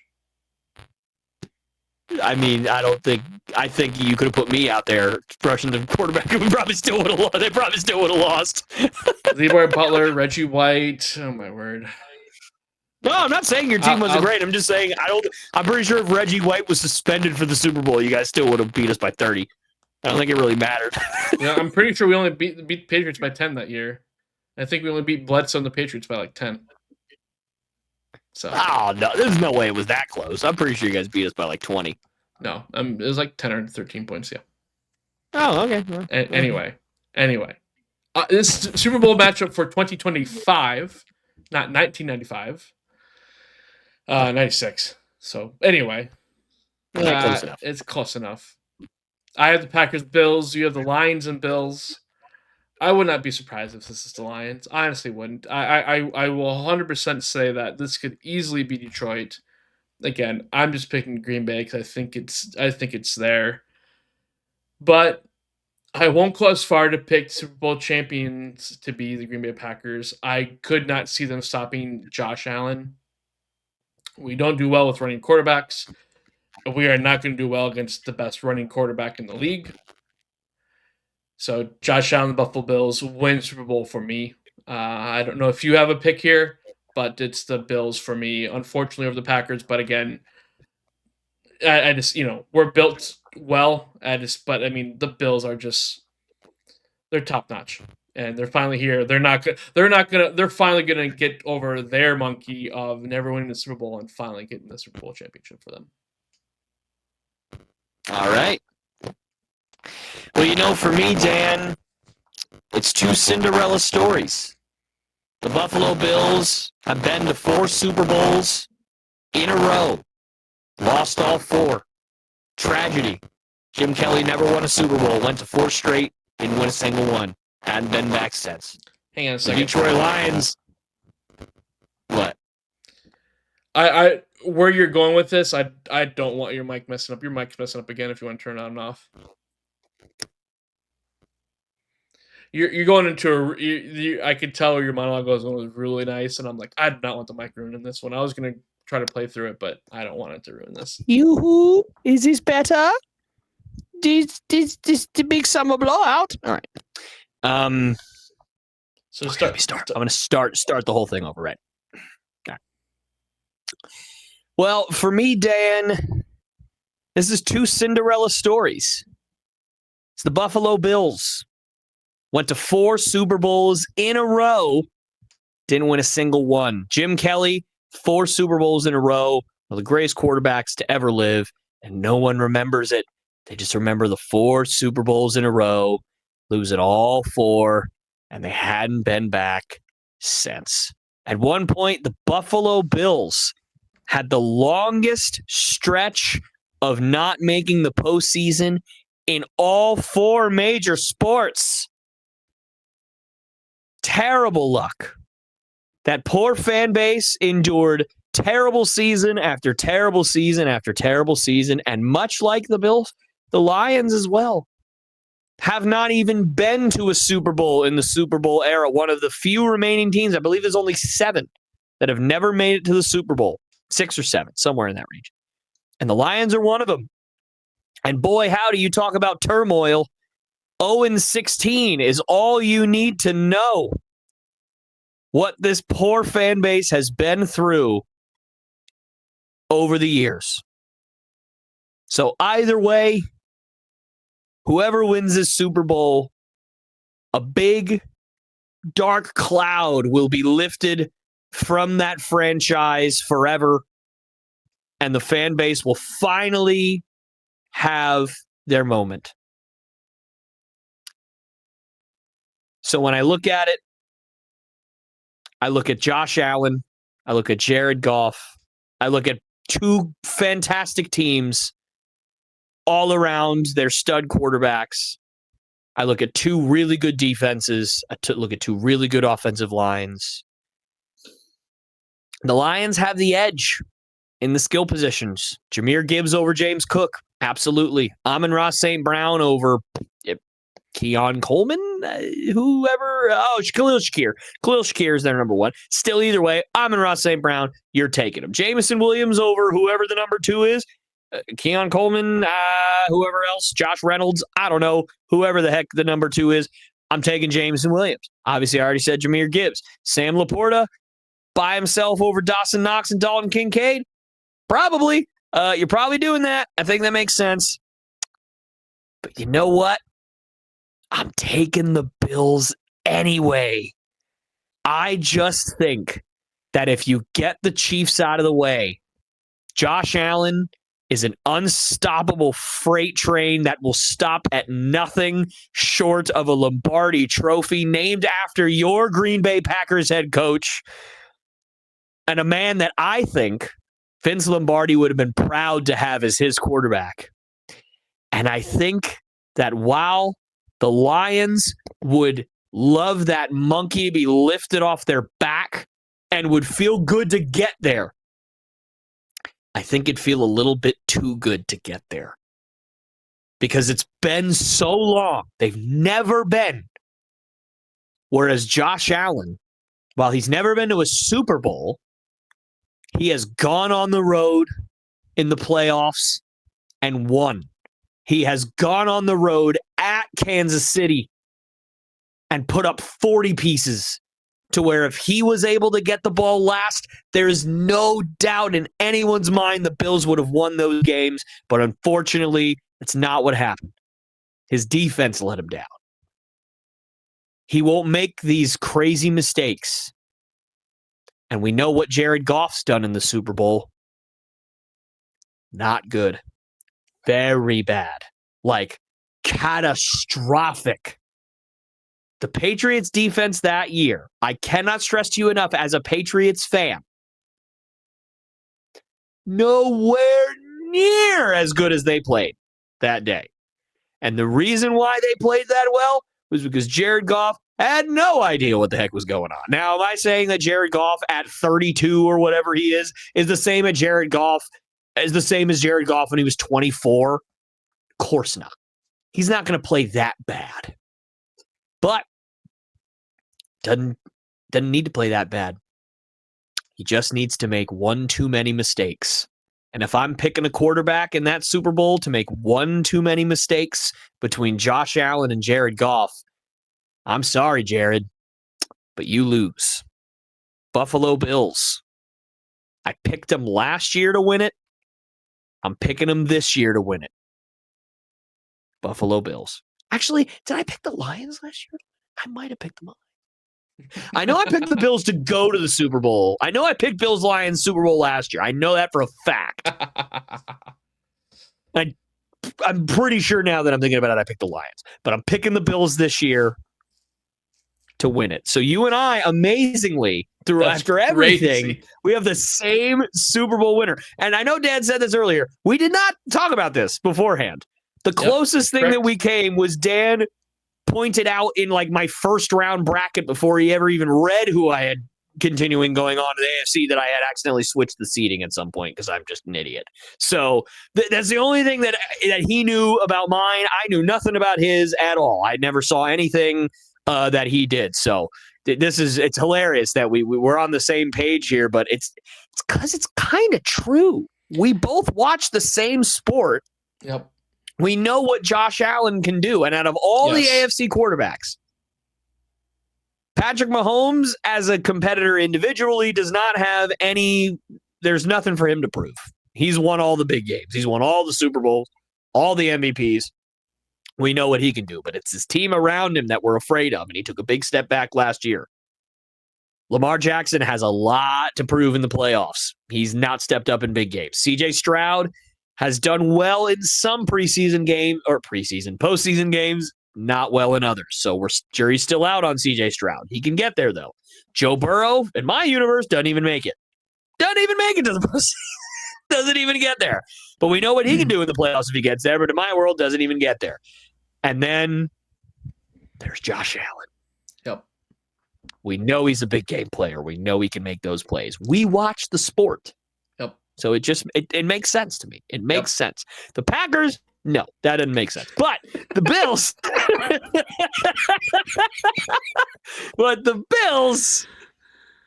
makes sense. No, all seriousness, Dan. Honestly, I said that I think the Packers are a better team than you're giving them credit.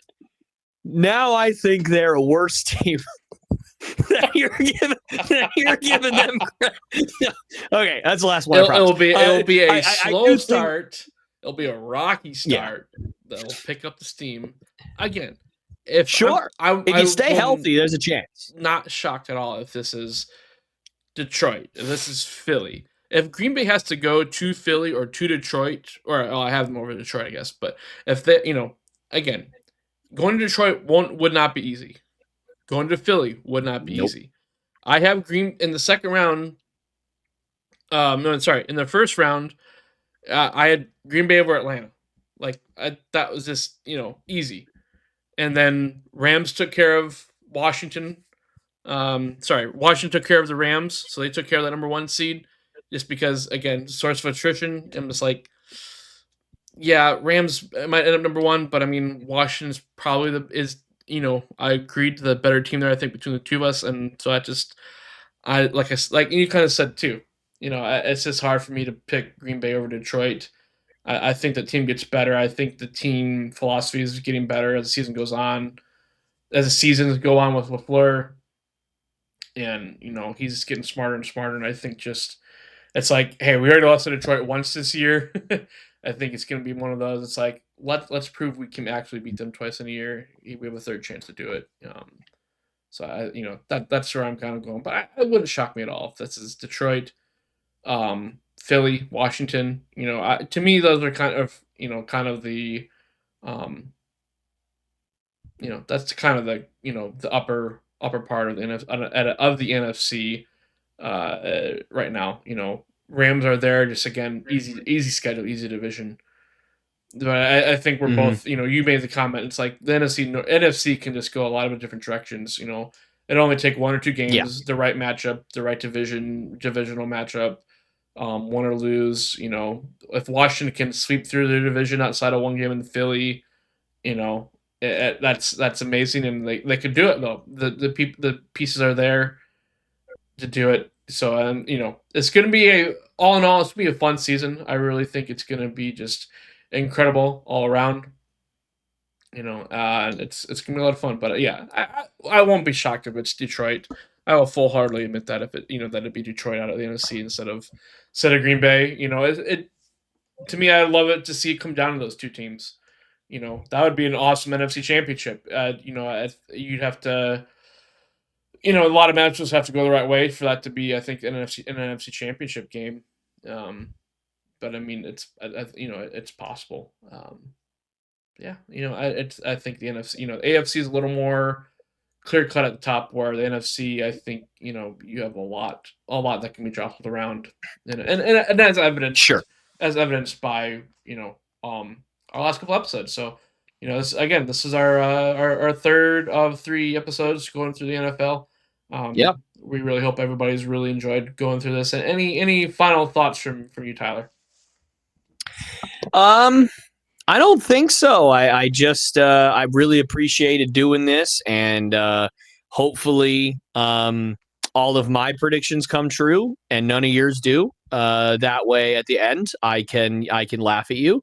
But most likely what will happen is all of my predictions will not come true and all of yours will, and the Packers will win the Super Bowl, and then I don't know. I guess I'll just have to jump into a lake or something. There's no lakes around here that I'm aware of, but I guess I can like wait until it rains a lot and then just like jump in a really big puddle. Like I think maybe we could just try that.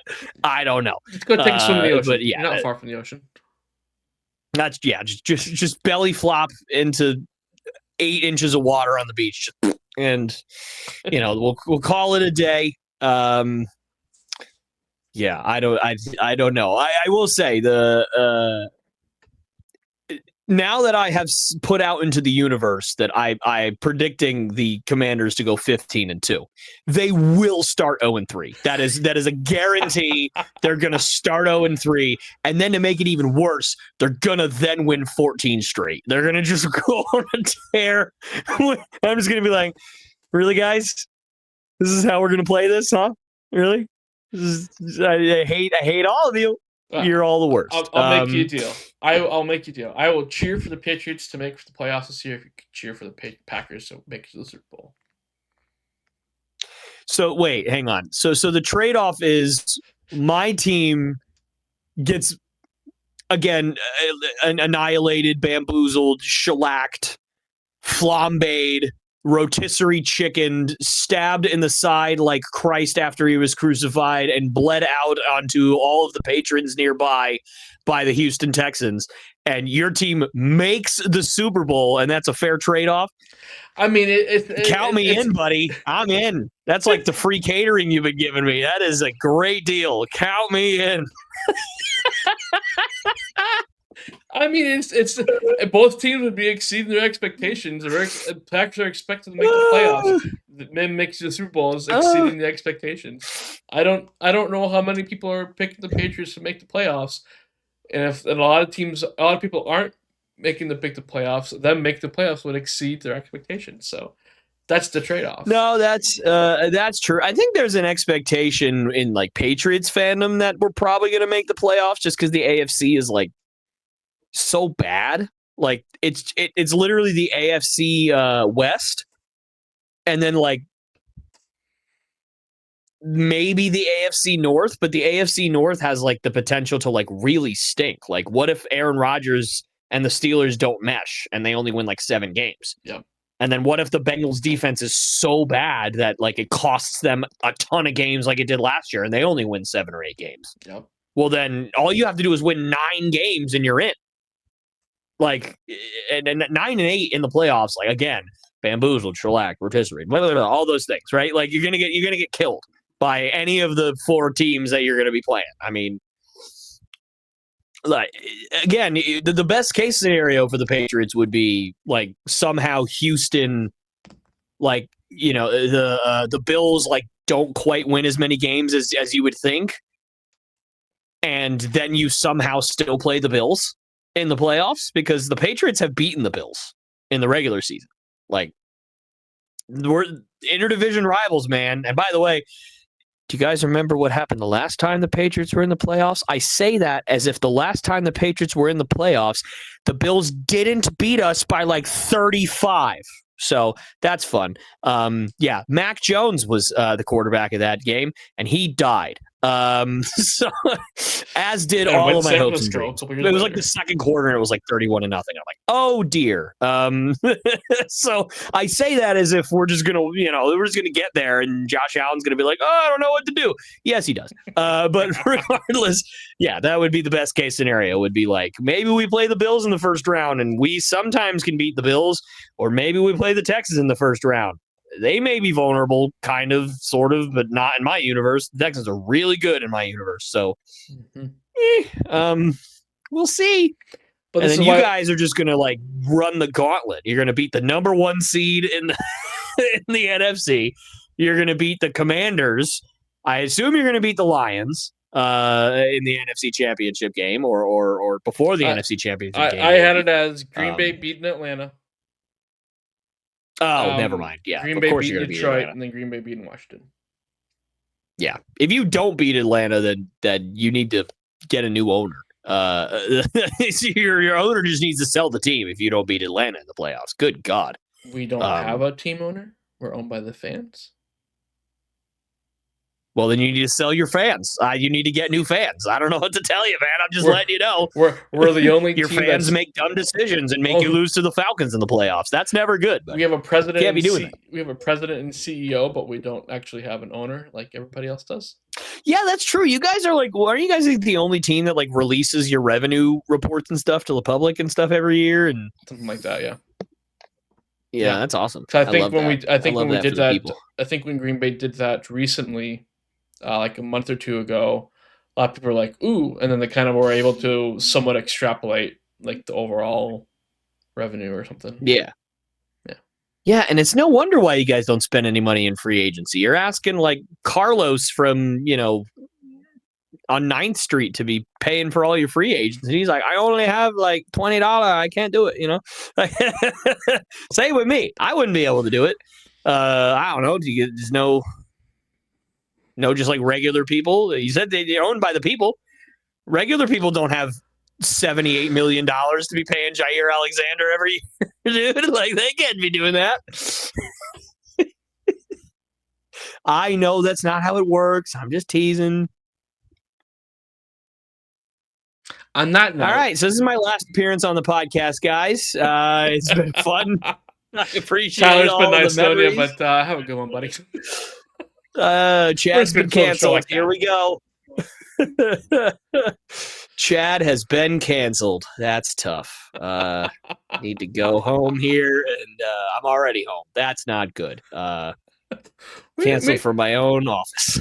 Maybe we should just end the pod right here. Let's just end the pod right here. So everybody, thank you for watching. Somehow getting through all our antics, all our messes, headphones dying, but the great fun we have had. We have had a ton of fun doing these last 3 episodes. So if you are seeing this one and haven't seen the other 2, please go through the other 2. We have a lot of fun debates, rants, especially in the very first episode. So Daniel Jones is the starter in Indy, bro. You kind of called it. I so called it like 3 days before it happened, and I'm like, oh my god! I told you they're gonna be bottom 4 in the in the league, and everybody was like, come on, bro, they're not gonna be that bad. Daniel Jones is their quarterback, dude. Trust me.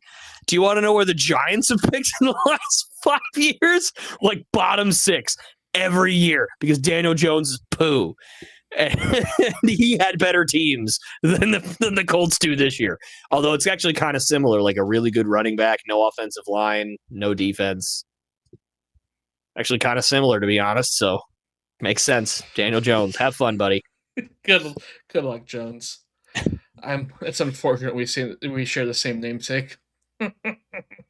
Yeah, one of my friends did some assignment on Daniel Jones, and he said you can't call him Danny Dimes anymore. You now have to call him Indiana Jones.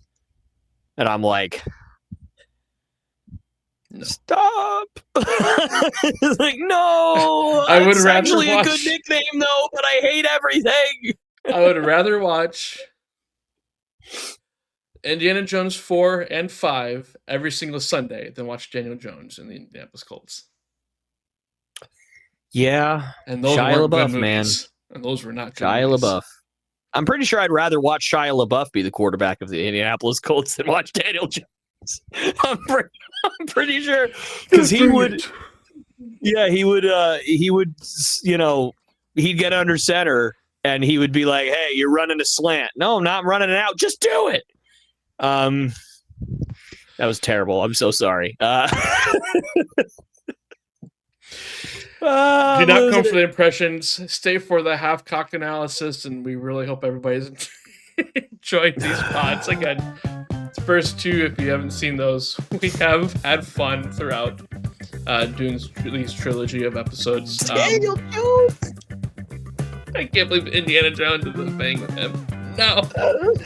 I don't know if it's a thing or if he just made that up, but if he did, it's gonna become that's a thing now. Friggin' genius, dude. Get that on a t-shirt right the frig now. Put him in a cowboy hat, give him a whip, let him have absolutely no importance to the plot of anything that happens this season. Is Pat McAfee still an Indianapolis Colts fan? I'm pretty sure. Has he disowned them yet? I don't see how he wouldn't be. He hasn't disowned them yet? I honestly don't know. I would run quickly. I would get out of there. I have a Colts fan that I work with, and I literally just walked up to him because I told him my prediction. I said, I think they're going to be a bottom 4 seed in the NFL, especially if Daniel Jones is the starter. And then like 2 days later, he had just been named the starter, and I saw him again, and I just hugged him. I'm like, I'm so sorry. Oh, no. Give him another hug by the way, from me. Anthony Richardson's career is freaking over. I mean, that kid's career is over. It's done. And that stinks because it shouldn't be. He's 22. He should get another chance somewhere, and he probably will. But you lost your job to Daniel Jones, a man who has more 0 touchdown, multiple turnover games than you have total games. Like, that is so upsetting to me. I can't even fathom it. We're still going. I'm so sorry. This is just, it's just the dumb. Podcast that never ends. So, thanks for watching, everybody. Would really appreciate a like. It would mean a lot, especially at this point in the podcast. Maybe for Tyler's a sanity. like would take away my pain of Daniel Jones. It would take it away. Multiple likes here. Let's make this the most liked video on give the it- page, please. Just to take away this pain. Can you like a video twice? If you can, please do it. And after you've liked it, please comment. And if you haven't subscribed, please subscribe to the channel. Thank you again, Tyler, for joining. We will be back soon.